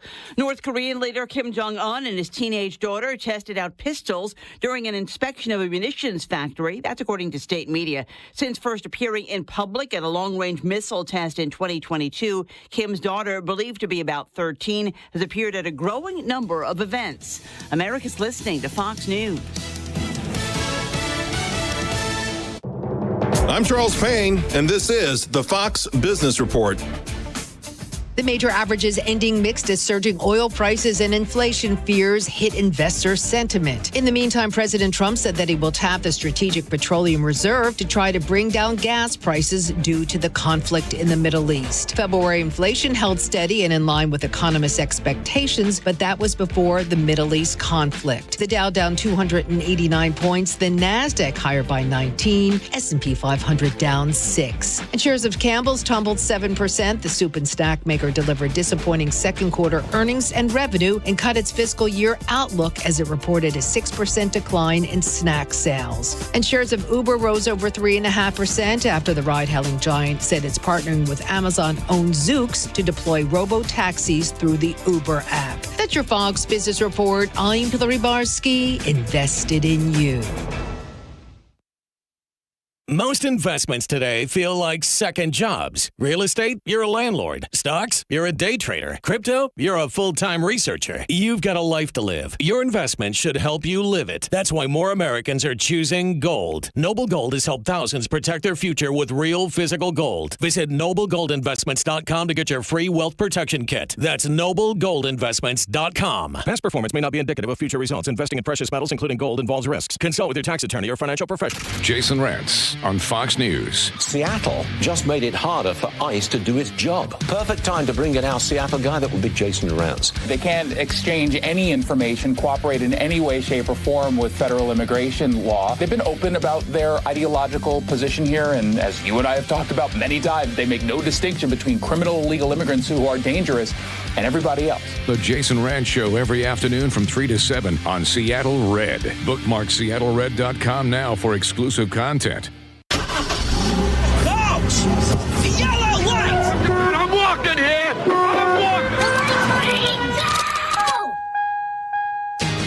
Good afternoon and welcome to the Jason Rantz Show. We are here on Seattle Red 770 AM, streaming on the Seattle Red app, online at seattlered.com. We got a lot to get to, including the sheriff's bill that Democrats are pursuing to get rid of sheriffs they don't like. It just took one step closer to reality. And we'll talk through what that actually means. But first, speaking of really bad bills, we're also a step closer to an income tax against quote-unquote millionaires. Except it's not just against millionaires, but it is What's Trending, brought to you by the Sunset Auto family. What's trending? Let's get political.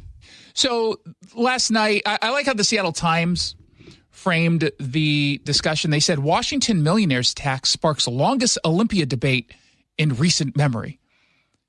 So they're like, there might have been a longer debate at some point, maybe at some point in the, we just didn't look it up. But as far as I can remember, this is one that went the longest. And it was funny because this morning when I woke up about 5 a.m. or so, I saw a message or a tweet from, I think it was Travis Couture, about how they're only like halfway done with all the amendments. The Republicans have put in place a ton of amendments to try to fix this, but also to try to delay this as long as humanly possible for a few reasons. Number one, give you some extra time to actually reach out to your representative, a Democrat, if you have a Democrat representative, to reach out to them and put pressure so that they will not pass this horrible bill.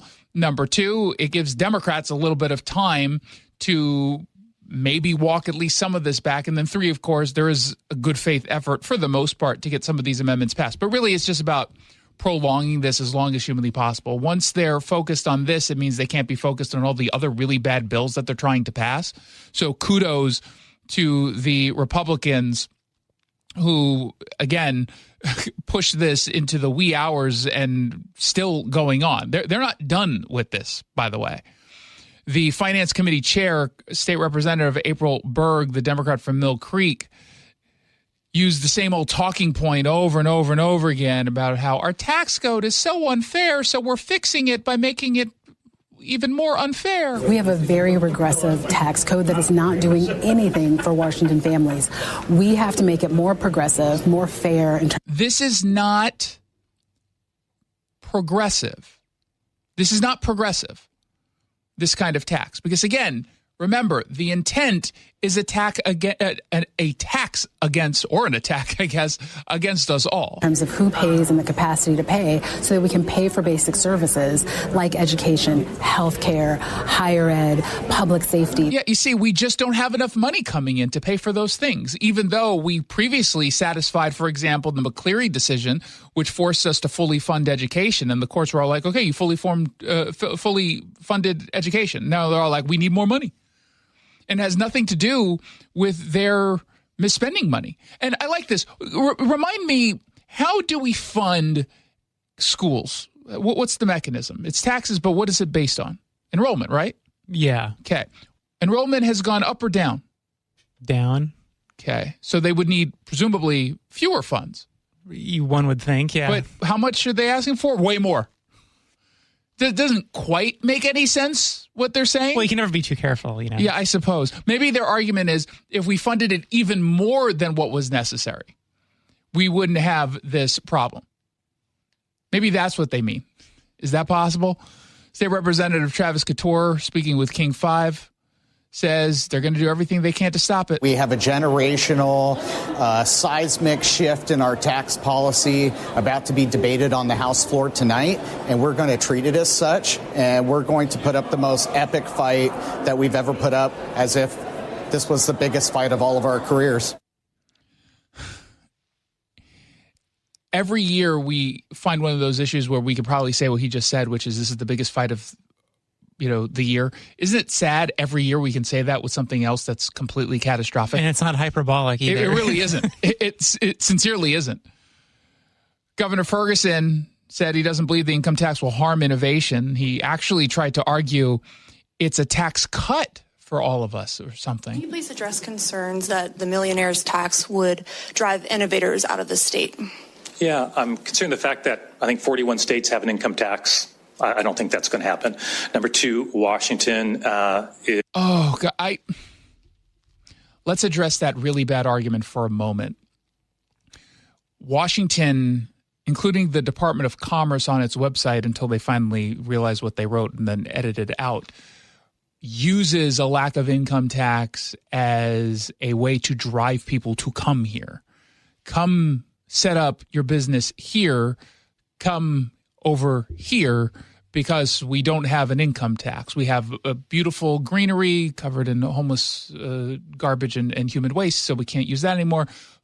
Stay for our tax perks. That has been a key piece. So his whole you can go, where are they going to go? The 47 other states with an income tax. Yeah, but there are also 47 other states where it's dramatically cheaper to live, and the overall tax burden for them is much lower than it is in Washington. Yeah, that's like our only advantage. It is the one advantage we have. Because everything else sucks. Seriously. But if you're looking to move to an area that is quote unquote beautiful, right, as defined by access to outdoor space, green space, and you're looking at generally the Pacific Northwest is a very beautiful part of the country. There are many parts of the country that are really beautiful, but let's just stick to the Pacific Northwest. So now you're choosing you always were choosing obviously between Washington, Oregon, and Idaho, right? Equally beautiful in most parts of the state, generally. Yeah. So check all three of those states off for beauty, natural beauty, access to outdoor space, or within a very close distance to outdoor space. Okay, well, now you look at the cost of living.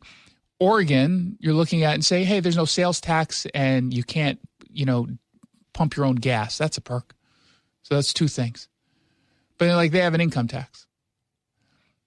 Like Washington, you're like, okay, no income. They got a high sales tax, but no income tax. Thank God. And yeah, I still have to pump my own gas, but, get some extra steps in.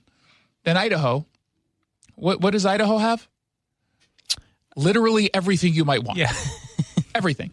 They could have an income tax, a sales tax, and everything else. It's still dramatically lower cost of living in Idaho than it is in Washington State.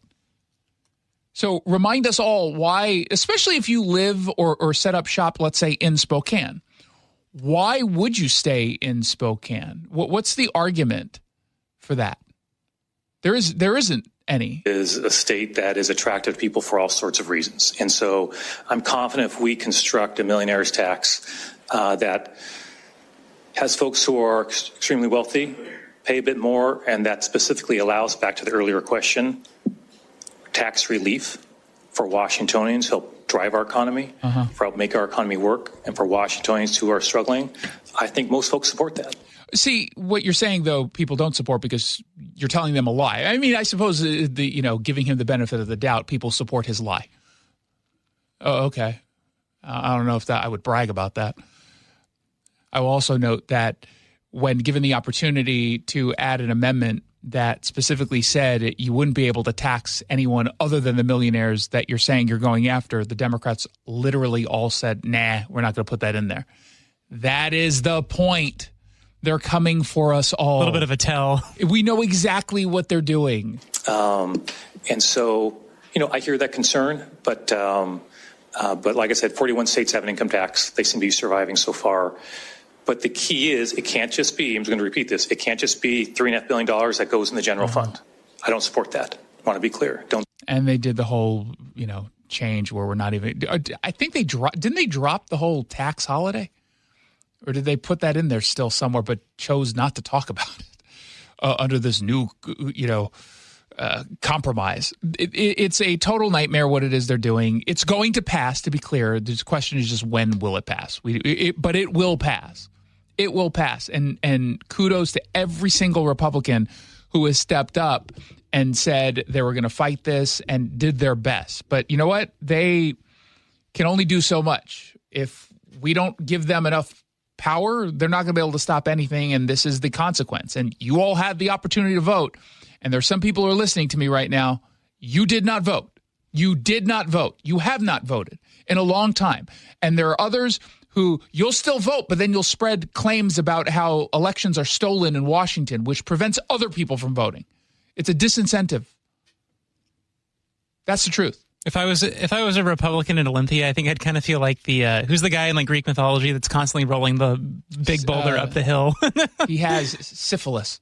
Something like that. Sisyphus? Yeah, it's something like that. Yeah, something. They all have dumb names that are impossible to spell. Why couldn't they just have people named like John or Adam or something? I mean, Zeus. That's an easy one, but even still. It's I think King Leonidas sounds cooler than Dave. Leonidas? Well, yeah, but you got to spell it. Although, in fairness, most people probably can't. His friends call him Leo. Yeah. Go Leo. That makes sense. There were a couple Jasons. That's true, yeah. The Argonauts. So that's an easy one. Except then you got to add Argonaut. Don't even know what that is. What's an Argonaut? How do you spell it? I think it's ARGON. Is it N-O? It's not A-U? I think so. Yeah, I don't know. This is not my field. This is not my expertise. You know what is my expertise?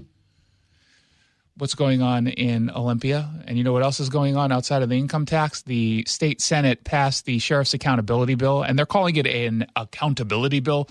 It's not about accountability. It's not about accountability at all. It's about removing people from the sheriff's position that you voted for because Democrats don't like them. That's what it's about.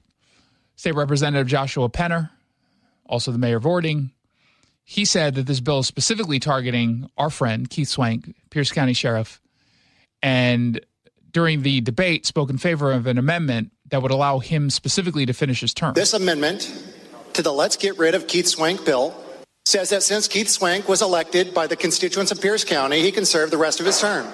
Representative Penner, you're reminded to please not speculate about the... Oh, you know what, Karen? Shut up. Why don't you mind your own business? Who was that? I'm not sure. I'm not sure who that was either. It's not. That definitely wasn't Denny Heck, so it's a member of the House. Some Mr. Penner, I will remind you, we don't say things I don't like. Motives of members, please proceed.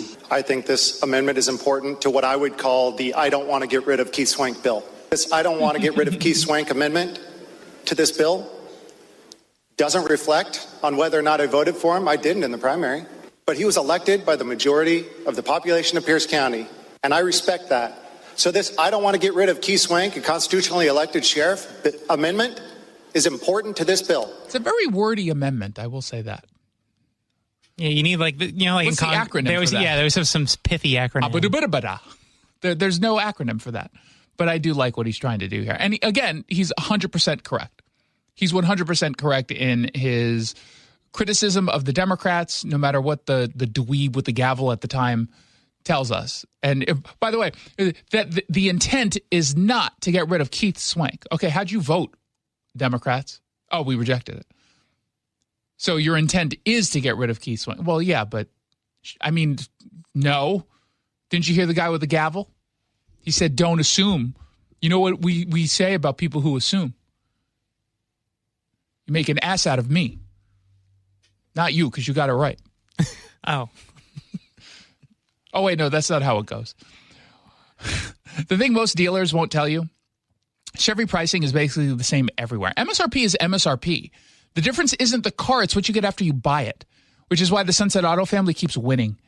And it's why customers keep choosing them. Sunset Chevrolet, #1 in Washington. You just get more at Sunset. And people do like that. SunsetAutoFamily.com. Let's find out what else is trending. What's trending? The sports ball. Sports ball meets homelessness, perhaps. Spokane has a nonprofit that's called Family Promise of Spokane. And they did something kind of interesting, I think. I don't like what they're proposing per se, but I liked what they did. So there was a couple weeks ago where we did this thought exercise, of course, knowing it's not even possible, but having the city of Seattle purchase the Seahawks. Now, we would never, allow that to happen. The NFL would be like, look, it's one thing about Green Bay. They've got their stuff together. See, I don't know if I want a socialist in charge of a major capitalist corporation like that. But in Spokane, this nonprofit put in a bid to purchase the Seahawks. And you're probably saying, well, how could they afford the Seahawks? Well, they can't. Their bid was $43,542. I think they're worth a little more than that. A little bit. I mean, if you add, I think, $9.56 billion to that, you get to what they're asking for. If they had lost the Super Bowl, then that might have been competitive. But even then, it might have been still a little bit too low. But they intentionally chose that number to represent, they said, $1 for every school-aged child experiencing homelessness in Washington State. The Seahawks came back and said, it's actually 43,544, not 42.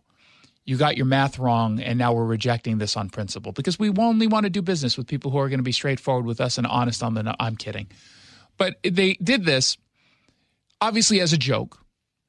But it was meant to bring attention to the conversation of homelessness, what to do, particularly around childhood homelessness. And the folks over there, the CEO, Joe Ader, she spoke with King 5. $43,542. That's a very precise number. That number, 43,542, is... You don't have to keep saying it. And I already said the number twice now.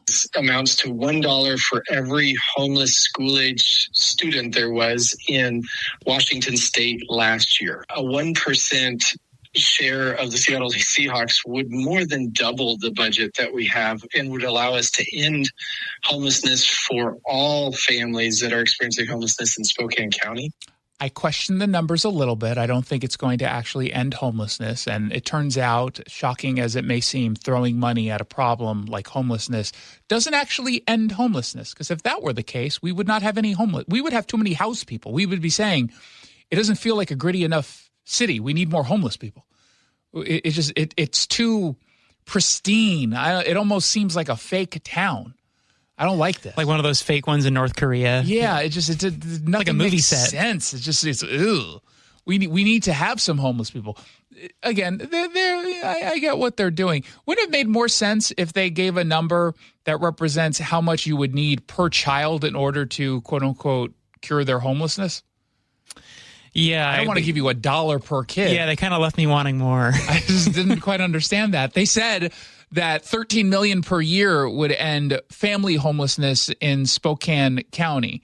So they could have incorporated that into their number. He doesn't obviously think the team is going to take his offer seriously, but he does hope that it's a powerful symbolic gesture that all people will remember, at least until the end of this segment. We do hope it opens up a broader conversation with the current ownership and future owners of. What are we talking about again? Something with the Seahawks. Cal Raleigh gave the finger to Sam Darnold. No, we haven't even gotten to that yet. The team on leveraging the resources and the reach of the Seattle Seahawks for community good. I mean, I will say this about the Seahawks. They do a lot for the community. Like, they donate a lot to the community. They bring attention to a lot of community organizations. I don't know if, in fairness, I don't think they were trying to put the pressure on the Seahawks per se. It was more, about the global issue. But, yeah, they do a lot. They do a lot more than the city does. Yeah, way more than the city does, like by leaps and bounds. So that actually helps. And some of the kids sometimes get to go on the field. Mm-hmm. I've been on the field a few times. For Seahawks or Sounders? Both. Oh. I've been on the field for the Seahawks in preseason, never during the regular season, only in preseason. I went on the field once before a Sounder game, but... Yeah. You know, the problem is when you're that close, you can't see everything. Yeah. It's very difficult. Mm-hmm. And I don't quite understand it. Like, I get wanting to be close at a concert where you can actually see the band perform, not just hear. You can actually see their facial expressions versus being far up in the nosebleeds, and you can hear great, but you can't see anything. I prefer the nosebleed seats for sports. Maybe not baseball. Baseball's a little bit different, but because I've been behind home plate, and that's just kind of cool.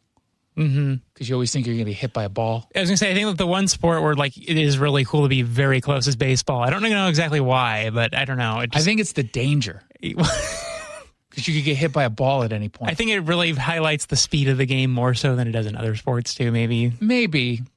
Yeah. I don't know. Maybe because everyone is stagnant in their position. Yeah. That probably plays a role. Yeah, you feel a little more immersed. You're never in a position where a part of the game is happening that you have no understanding of from a spatial perspective. You can still see pretty much everything versus if you're, say, at the 10-yard line and you're right up, you can't see the other 10-yard line really well at all. Mm-hmm. But in baseball, you generally can. Yeah. So soccer, I like to see it from above because you can, like, I'm a nerd. I like to be like, look, I know what they're building in the back, and look what I like that. Look at that formation. And then everyone else is all like, God, it sounds so boring. Why do you like soccer? Like, no wonder he's here alone. It's like no one wants to hang out with him. He's in a row all by himself, but he's insisting that it's because he just likes the leg room. He's certain his friend is there, he tells us, but he's been in line looking for the gluten-free hot dog stand for a while now. But he promises he'll be here. They actually have gluten-free beer at Mariner games. Why? I know. Exactly. What is it? What does that even mean? How do you have gluten-free beer? I don't know. What's in it? Is it actually alcohol? Yeah, they're alcoholic. You're an alcoholic. You're definitely an alcoholic if you're all like, I'm gluten intolerant, but I'm also a devilish drunk. It's not going to stop me. I still need to drink my beer. Why not just get hard alcohol at that point? Are hops a gluten? No, right? I think it's from like the barley and stuff. Right? Yeah. Okay. Well, maybe it makes sense. I don't know. 1-800. I don't like beer. 1-800-465-8770 for your text messages. 1-800-465-8770. You are listening to the Jason Rantz Show. When we come back, Secretary of War Pete Hegseth makes the case as to why Iran is losing very, very bigly. We'll get into that and so much more when we return. Cashback is not available on gas in New Jersey and Wisconsin. Couponing. Wow, you didn't strike me as the coupon type. Just trying to stay ahead of inflation. Gas, groceries, everything. It's all more expensive. I need to save wherever I can. Have you tried Upside yet? Upside? What's that? It's a free app that I use that pays cash back for every gallon of gas I buy. You've got to buy gas to get around anyway. Might as well get paid for it. Come on, does that really add up to anything? I've already made around $200. The extra cash helped pay down my bills, and I even had a little extra left to treat myself. And the Upside app is free? Totally free, and the cash back is real. You can transfer the cash right to your bank account. I'm downloading Upside right now. Download the free Upside app now to earn cash back every time you buy gas. Use promo code ENJOY to get an extra 25 cents per gallon on your first tank. You can cash out anytime right to your bank, to PayPal, or a gift card for Amazon and other brands. Just download the free Upside app and use promo code ENJOY for a 25 cents per gallon bonus on your first tank. That's code ENJOY for a 25 cents per gallon bonus. Thanks for calling CM Heating. Aren't you the company that gives away free furnaces? That's us. Buy a qualifying high-efficiency cooling system and the furnace is free. Wow. Yeah, and our home comfort advisors are tax credit and rebate specialists, so they'll handle the rebate for you. Go to CM Heating for better comfort, lower bills, and a free furnace you'll love for years. Get your free estimate for furnace replacement at cmheating.com. And remember, for furnaces, fireplaces, hot water, and total home comfort, including electrical, There's no beating CM Heating. You know the one question that guys hate to have asked of them by their wives, Nick? I can take a good guess. I know you know 100 of them. This is the worst one. Do these jeans make my butt look big? Whoa. Can't answer that one, right? What I've noticed is whenever you ask me questions like that, I just simply say, oh, I don't know. What do the doctors at Longevity Medical Clinic say? Well, the doctors at Longevity Medical Clinic would tell me that my butt looks great in those jeans now that my hormones are balanced. What'd they do? Did they give you something to bring your weight down? No, just a result of having my hormones balanced caused me to lose weight. Who would have known? I had no idea that would be a result of it. So that's good. So the answer is you look great. You're beautiful. I feel great. I look great. Yeah. And I know it. I've also noticed that your testosterone makes you a little feistier than you normally are, as my beautiful Greek wife. I might be small, but I have a loud bark. Yes, you do. Do what Nick and I have done. Take a free health analysis at longevitymedicalclinic.com. Hey, this is Pete from What Matters, a show that covers everything having to do with your home. Tune in every Saturday from 2 to 3 on Seattle Red, where you'll hear from local business owners who are experts in their industries. From foundation to flooring, roofing and windows, furniture and financial planning, it's everything in and around your home, and we've got you covered here on Home Matters. If it matters to you, it matters to us here at Home Matters. Saturdays from 2 to 3 right here on Seattle Red, or listen to the podcast on mynorthwest.com. You've probably heard all those ads for life insurance. Just a few dollars a day, apply online in minutes, no medical exam. Simple, easy, and cheap, right? Now you're thinking, maybe I should get a quote. Well, smart thinking. Everyone should have life insurance. But here's what they don't tell you. Those few dollars a day rates, they're for young people in perfect health. That's why everyone calls Big Lou the 50 to 60-year-old not-so-perfect candidate. Like you. You take prescription meds, and you're overweight. Winner, winner, fried chicken dinner. Well, Big Lou works with life insurance companies that want people like you, with no surprises after you apply. In fact, if you're a 50-year-old guy with a few health glitches, Lou could probably find you $1 million of term life coverage for about $200 a month. So, yeah, you need life insurance. But unless you're young and healthy, you gotta call Big Lou, because he's like you, older, heavier, and on meds, too. Get a quote right now at 800-529-2856. 800-529-2856 or biglou.com. Welcome back to the Jason Rantz Show. Thank you so much for tuning in. I sure do appreciate it. Don't forget to become a podcast subscriber. Go wherever it is you get your podcast, search Jason Rantz Show, and hit the subscribe button. I slipped one slot in the top 10 of shows that this company puts out across all different markets. So we're on in Washington, California, Colorado, Arizona, and Utah. And I dropped one slot this last month. Now, one could argue some of that was because we had a couple of days off and it was a shortened month, but I presume everybody else had to deal with some version of that. And I don't like slipping. I like if I were to see, for example, Jackson slip and fall on the wet pavement outside, that'd be funny. But slipping in the podcast charts, I don't like that. And that to me signals I've been getting a little bit too friendly with the audience, giving them this free content. Well, you would like to slip if you were number one, right? Because you don't want to be number one. Yeah, I don't want to be number one. I want to be number two. People call me that all the time. Number two, when they usually add some other language like head at the end of it. Like, that's just generally what people say about me anyway, so I might as well just lean into that. So I've been getting too soft on the audience and being too nice and just giving them free content. And that ends today. The nice part, the content is still free. I don't have a choice. You need to get back to brutal efficiency. Just brutal efficiency, which is now going to be the name of my next book. I've decided I've got to work brutal efficiency into. I love that phrasing from Pete Hegseth yesterday. That's such a great line.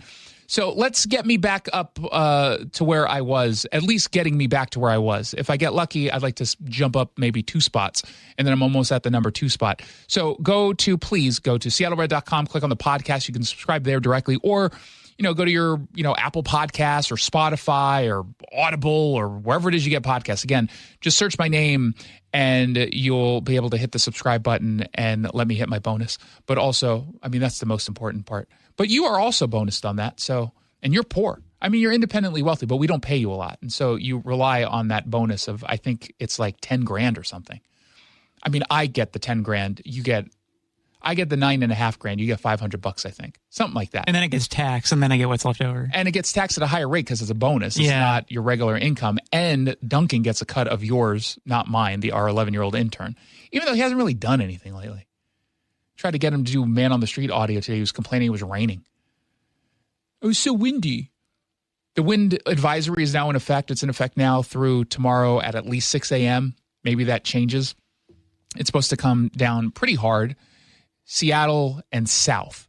So if you're in Snohomish County, Whatcom County, you're going to get some residual weather, but it's not going to be that bad according to the latest data points that we saw. It's going to get really bad over the mountains, Cascades. It's going to get really bad in Oregon. But basically, Seattle south, you might get hit in Issaquah. Again, if you do slip and fall, just make sure that someone captures it on video. Don't smirk in there. You know that it would be funny. You would laugh if I tripped and fell. Oh, I'm not that stupid. I'm not saying you would do it in front of me, but you would laugh about it. Maybe. You'd at least have an internal dialogue of, oh, that was funny. So President Trump is continuing the push in Iran. He's open potentially to negotiating, depending on what the terms would be, just to sit down and talk to whomever's in charge in Iran. That also could be a ploy for them to, have their new leader step out of whatever bunker he's in so we can take him out. Don't know. But he's been pretty consistent from the start. And I love this. Again, they were complaining on the left of a forever war. It's a forever war. The president from the beginning was saying he doesn't think it's going to take that long. And the internal leaks were about 2 months, they thought. But it doesn't even seem we're going to get that far into this, that we've been so brutally efficient that it might come to an end soon. And as you know, we're doing something that nobody ever thought was possible to do. Our military is the best. It's the most powerful in the world, and they're hitting them very hard. This is 47 years of abuse and killing lots of people, killing and maiming lots of people. What is it, Peter? What more do you need to do militarily for this operation to end? More of the same. I like that answer, by the way. More of this, we're just blowing the infrastructure up. I also love the way you called on the guy. What is it, Peter? Peter, what do you want? And we'll see how that all comes out. Right now, they've lost their Navy, they've lost their Air Force. They have no anti-aircraft apparatus at all. They have no radar. Their leaders are gone. And we could do a lot worse to one another. We're leaving certain things that if we take them out, or we could take them out by this afternoon, in fact, within an hour, they literally would never be able to build that country back. And that's undoubtedly true. We could flatten Iran the same way we could flatten Gaza, the same way we could flatten pretty much anything. But that doesn't mean that's always the right thing to do. And it obviously isn't, because this is a president who actually cares about the Iranian people and isn't at war with the Iranian people. We don't have a beef with the vast majority of the Iranian people, who are, in fact, very pro-West. Kind of depends on your age, but there are some people who are and count me in this category as a 29-year-old. There are some of us who were not alive when Iran was an actual functioning democracy with, not just pro-Western values, but capitalist values. That changed. What year did it change? 79.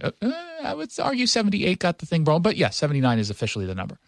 So I was born, whatever 29 minus 26 is. That's when I was born in that year, 1990. So I can't do the math, but that's when I was born. So I definitely wasn't alive back. Actually, when I was actually born, I wasn't alive for this. But people don't remember that. Older people do remember what Iran used to be like. And we just want to get back to that point. It's in our best interest as a nation. It's in the world's best interest. But now that they named their new leader, just the son of the last guy who, I was reading some coverage from a local analysis, or a local regional, I should say, newspaper in the Middle East, giving some analysis basically saying that people in Iran don't even know what the new guy sounds like because he's been very low key. When you've got the Ayatollah Ali Khamenei in charge, he's the one who's, in charge. He's the one who's forward facing, public facing, and the son not so much. But he might not be around that much longer anyway. We knocked out twice their leadership, and now they have a new group coming up. Let's see what happens to them. But 47 bad years we suffered with them, not only us, the rest of the world. And we're doing our job. So we had to take an excursion, but it's doing well. The market's holding up well. The market is actually holding up well. We had new core inflation numbers come out, and they, again, were lower than expected and continue to go down. That's good. Oil prices have come down dramatically since their shift or their surge higher. We'll feel that eventually. That's not going to happen overnight as far as what we feel at the gas pump. But obviously going after the mining ships or the mine-laying ships in the Strait of Hormuz has been effective, offering our own Navy to accompany any oil ship. Like, all of that is a positive development for what it is we feel here at home. And yet, weirdly enough, on MS Now, of all places, because they're usually very much pro-Trump and reasonable in their conversations, they had a crazy guy who just happens to have a British accent, so it doesn't sound like he's all that crazy. He kind of softens it a little bit. Just a little bit. It almost sounds like he knows what it is he's talking about. By the name of Ed Lucy, I think is his last name. He's with the Financial Times. And he said this morning that Trump thought this conflict would be quicker than it's been, even though we're only in day, 12 or 13, right? He thought it was going to be done in a matter of moments, and that the Iranians just needed to realize that, but now all they have to do is wait him out. They had confirmation of their suspicion that Trump thought this was going to be a quick one and done 12-day kind of war. There was never any evidence that the president believed that. He believed it was going to be short in the context of not an endless war. And again, from the beginning, and I remember seeing this kind of leaked out, they thought maybe 2 months if all went well. And now he said, Ed Lucy, oh no, he thought it was going to be done basically in 12 days. What are you talking about? And that now that it isn't, he's beginning to feel the pain. And I think we can bet pretty safely that Iran has a higher pain threshold than Donald Trump. So they now have the absolute key without needing naval capability or ballistic capability, let alone enriched uranium. They now have the key. What's the key? Oil, which apparently we were not aware that Iran had access to prior to this war. Did you know? Did they teach that in school? I was this year's old when I learned that they had access to oil. I had no idea. I thought it was only about their military capabilities and nuclear enrichment. That's all I thought it was about. To apply that stranglehold, to tighten the grip whenever they feel the need to remind Trump that this war is something he might have started. This is such pedestrian analysis, and I say this as a pedestrian on foreign affair issues, but he's basically saying that the pain that the president is feeling is tied directly to the price of oil. It becomes a political problem, which that part is true, right? The price of gasoline is, in fact, a political problem. But he's saying because they now recognize that, that's their power. That's their real pressure point against the United States. All they have to do is wait this all out. There's a few things that this pedestrian analysis is missing. Number one, we don't purchase oil from Iran. Now, you're going to say, well, yeah, but global pricing it is what really matters here. It's all about a global supply and demand, and if they are putting out oil, whether it's on the black market that they're selling to China or elsewhere, doesn't really matter because it's okay, fine. But what about Venezuelan oil now, which is now going to be, and that's still going to take a little bit of time, more open to the markets, and it's not going to China. We're going to prevent it from going to China. It's not going to Cuba anymore. We're preventing that. That hurts China. This hurts Russia because they're still going to have sanctions on them, temporarily relaxed for this, mostly for India. But it's just, he's not taking into account that the global amount of oil being produced is going to shift dramatically in our favor. And not to mention, we're now doing much more drilling here at home, which also plays a role in all of this. And he's, of course, assuming that we're not going to have any kind of presence that will stop Iran from shipping their oil to China. I was on the CNN panel last week where said, China's really benefiting from all of this because they have oil reserves. Yeah, they're not going to stay that way forever. They also have a huge population. So they're going to go through those reserves relatively quickly. And we're now getting in the way of them filling it up with Iranian oil. That's a positive. That's a positive for us. That's a negative for them. But otherwise, that was really great observation from Ed Lucy of the Financial Times. Why don't you stick to stock picking or something? Jeez. 1-800-465-8770 if you want to send me a text. 1-800-465-8770. SeattleRed.com, by the way, if you want to read more news and opinion without any of the left-wing spin. When we come back, I'm so grateful the Mariners decided to announce their full new food lineup, not just the cheap stuff. And boy, is it a doozy. We'll have a lot of fun when we come back on the Jason Rantz Show. Over the years, Sunset's Warranty Protection for Life has paid over $6 million in warranty claims because they value the long-term relationships with their customers. So stop by Sunset Auto Family for a complimentary warranty health check to find out whether or not your warranty is still in good standing. Nothing's worse than a void warranty when you need it the most. You just get more at Sunset, and people do like that. 770 KTTH is now Seattle Red. It's so important for people to understand. Same conservative hosts. A lot of people applauding. Same conservative message amplified. And how we have to do things. Seattle Red on 770, the Seattle Red app, and SeattleRed.com. Check engine or ABS light on? Take the guesswork out of your warning lights with O'Reilly Veriscan. It's free. Ask for O'Reilly Veriscan. O'Reilly Auto Parts. I move mountains for a living. Literally. That means I don't carry hand lotion, and when it comes to serious heartburn, I don't mess around with anything but Rolaids. Rolaids' dual-active formula has calcium carbonate and magnesium hydroxide that relieves heartburn fast. Yeah, you heard right. 2 actives for that powerful relief. And the best part? The roll fits right here in my pocket, so I can get back to moving mountains. Rolade spells powerful relief. Read each label. Use as directed. Keep out of reach of children. Every business starts with an idea. With smart business buying from Amazon Business, get everything you need to grow in one familiar place. From office supplies to IT essentials and maintenance tools. Ready to bring your visions to life? Learn how at AmazonBusiness.com.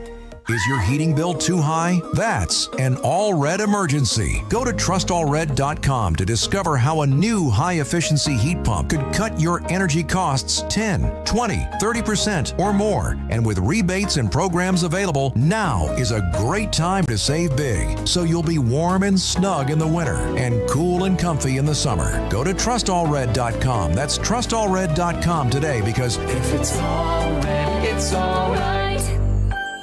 I had pain, I had numbness in my feet.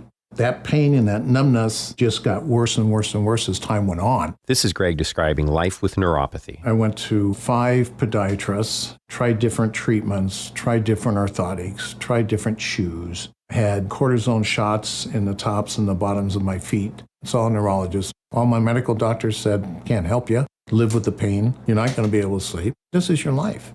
And then I just gave up until I found Sound Pain Solutions. I'm Dr. Mark Shelley, a chiropractic physician and board-certified functional neurologist at Sound Pain Solutions. Our neuropathy treatments can rehabilitate damaged nerves. We use FDA-cleared, non-surgical, drug, and pain-free procedures that help neuropathy sufferers like Greg find relief. I feel better. Just feeling better is huge. If you experience numbness, shooting or burning pains, or loss of balance, call us. Sound Pain Solutions, 855-996-0025, or click soundpainsolutions.com. Mitch here at Leathers, Washington's most eclectic home furnishings resource. There's too much stress in America today. I cannot solve this national affliction, and I cannot run for president as I'm only 74. What I can do is offer you stress-free chairs at our lowest prices of the season. Fjord's factory-authorized sale is going on now. Save hundreds to thousands of dollars on these tailored stress relievers in gorgeous colors that swivel, glide, recline, or even lift. So lessen your stress, treat yourself to a Fjords recliner at Leather's Fjord sale in Issaquah now. You've probably heard all those ads for life insurance. Just a few dollars a day, apply online in minutes, no medical exam. Simple, easy, and cheap, right? Now you're thinking, maybe I should get a quote. Well, smart thinking. Everyone should have life insurance. But here's what they don't tell you. Those few dollars a day rates, they're for young people in perfect health. That's why everyone calls Big Lou the 50 to 60-year-old not-so-perfect candidate. Like you. You take prescription meds and you're overweight. Winner, fried chicken dinner. Well, Big Lou works with life insurance companies that want people like you with no surprises after you apply. In fact, if you're a 50-year-old guy with a few health glitches, Lou could probably find you $1 million of term life coverage for about $200 a month. So, yeah, you need life insurance. But unless you're young and healthy, you gotta call Big Lou because he's like you, older, heavier, and on meds, too. Get a quote right now at 800-529-2856. 800-529-2856 or biglou.com. Welcome back to the Jason Rantz Show. What kind of stories are my favorite stories? Where you can talk about menu items at ballparks. I don't know why I get so amused by these stories, especially since I almost never go to any games. It doesn't matter what sport we're talking about. I almost never go. And if I do go, especially now, I'm unlikely to eat anything. Because if it's not grass-fed, if it's not organic, if it's not without any, comes within like an inch of plastic, I'm not going to eat it. The only thing I'll do, and I still do, even though biohacker Dave Asprey yelled at me over it, Coke Zero. That's still what I drink. I still like that, but that's about it. So I shouldn't be so interested in this. And yet, here we are, super interested. Mariners, yesterday we went over their cheap eats category. And there were some good deals, especially around alcohol, in the context of how expensive things usually are. So there was some good stuff there. But now we're going across like the new menu items that are meant to create buzz and get people to spend, $40 on something that otherwise might only cost them $8. And this bothers me because one of the new and extended menu offerings comes from the Washington State Ferries. They've got a souvenir boat celebrating 75 years of the ferry system, even though, if we were to only count the ones where they were fully operational for an entire year, maybe 7. So I don't know how we get to the 75.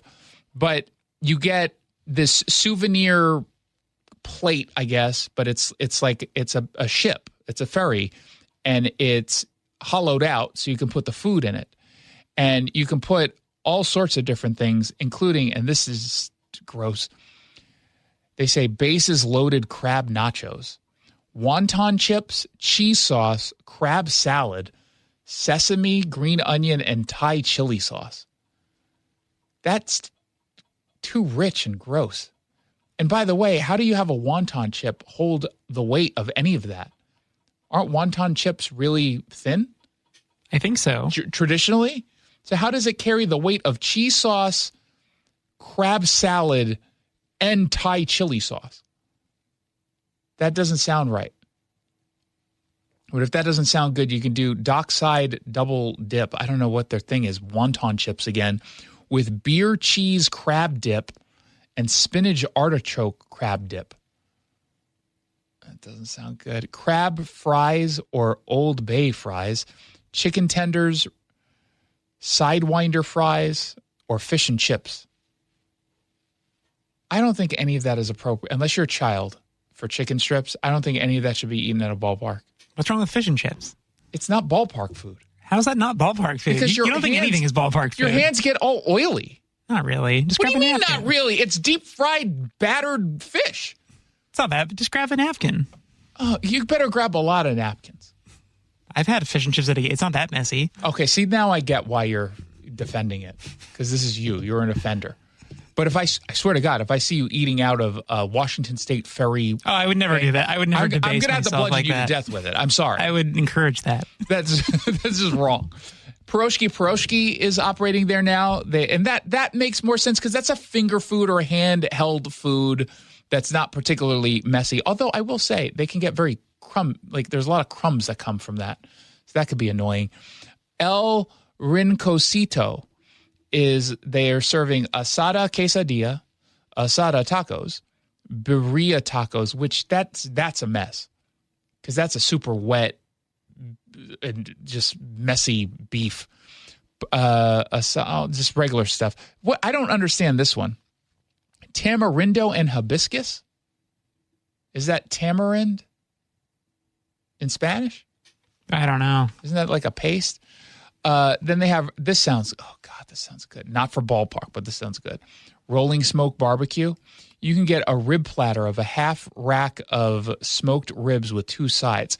Don't eat ribs at a ballpark. That'll agree. That's a lot. Come on. That's crazy. Pulled pork sandwich, brisket sandwich, loaded mac and cheese. Then they've got salt and straw ice cream, which is, it's weird. It's weird. They do like, Thanksgiving ice cream. It's turkey and stuffing kind of stuff. But they're also, they're doing a collaboration with Taco Bell. A cinnamon ancho or ancho ice cream that's packed into hand-pressed, sog-resistant waffle cone tacos. So it's the waffle taco thingy. Then dunked in dark chocolate and studded with crunchy puffed quinoa. Okay. I don't know if you should eat ice cream either. What? I don't...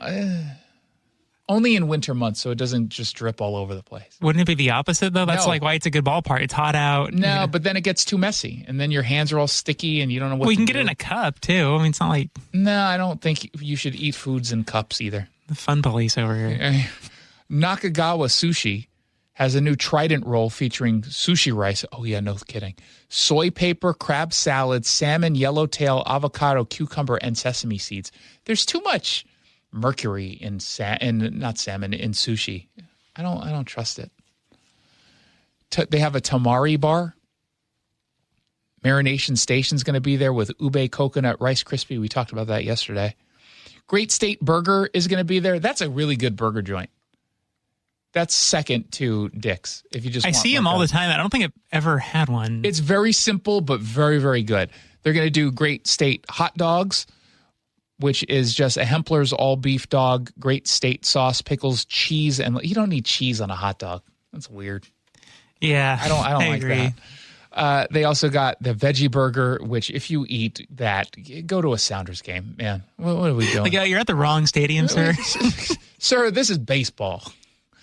And then they have the Mariners value offerings, which we talked about yesterday. So nothing crazy. Like there were a time where every year it seemed like they were doing their version of the crickets, which I think they still serve. And the only people who buy it, they do it for Instagram, and then they just throw all those poor crickets away. Those crickets died for you to just throw on the ground because you don't want to eat it. Or you just like, you try to bet one of your friends to eat it. It's like, how dare you? Bet you won't do it. How much you want to bet? And then they'll take like one little tiny bite of it with that stupid look on their face, like, ew, I can't believe I'm going to do it. Am I going to do it? And then you take one bite, then they spit it out and cough it up, and then you laugh at them, and then just throw it away, and it probably just cost you $20. Although I want barbecue now. It's a Jason Rantz Show.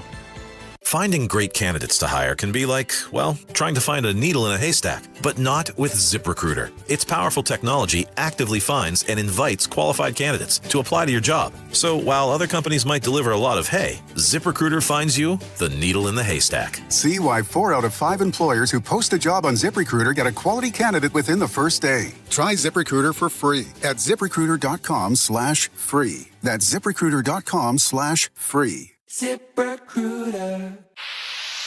Pump up the volume. Business moves fast. Orders roll in, deadlines close in. When you ship with USPS Ground Advantage, you can keep up with confidence. Every package stays in our secure network from dock to door. And with nationwide reach, dependable tracking, and upfront affordable pricing, you get built-in peace of mind. You run the business. We run the routes. Visit USPS.com/groundadvantage to learn more. The liberal left spin machine lives on the left-wing media outlets. You know the ones. Iran may or may not be a bad actor, but they are a bad actor. That's also where you can find Jason Rantz. Okay, it's not they may or may not be a bad actor. They are a bad actor. Defending our conservative values. But it is not a discussion at this point for any serious person to say that Iran might be a good actor. The same way he does every day, 3 to 7 on Seattle Red on 770 and the Seattle Red app. I saw her texting coming up to a stop sign, and so I saw the accident coming, and she T-boned us. In the blink of an eye, Crystal's life changed when she suffered a severe spinal injury. The pain was something I had never experienced before in my neck. I got massage therapy. I saw a chiropractor. I was prescribed muscle relaxers so I could sleep. I got depressed. Nothing was relieving the pain. Drugs, sleepless nights, and depression. Sound familiar? I'm Dr. Mark Shelley, a chiropractic physician and board-certified functional neurologist. At Sound Pain Solutions, our treatments include high-dose laser combined with spinal decompression and other comprehensive therapies to rehabilitate damaged discs. We use treatments that are non-surgical, FDA-cleared, drug and pain-free. I was able to get off my pain medicines, and I was able to sleep through the night, and that was what I was desperate for. To learn if you're a candidate for our treatment, call us. Sound Pain Solutions, 855-996-0025 or click soundpainsolutions.com. You're losing your hair and you simply need a solution that works. You want the best. Modern technology, top-rated physicians, something that's guaranteed to work. Guys, you need world-class Dr. Perungo and his team at Advanced Hair. Advanced Hair has completely redefined hair restoration. From the experience itself to their unmatched results. Receding hairline, bald spot, thinning hair, maybe all three like I had. Get your hair back with Advanced Hair's simple one-day treatment that begins to regrow your own natural hair the very next day. Advanced Hair has changed tens of thousands of lives, including mine. And get this, Advanced Hair is once again the winner of the 425 Business of the Year. For your free consultation, call 425-449-8185. Right now, you'll get $250 off and 250 free hair grafts.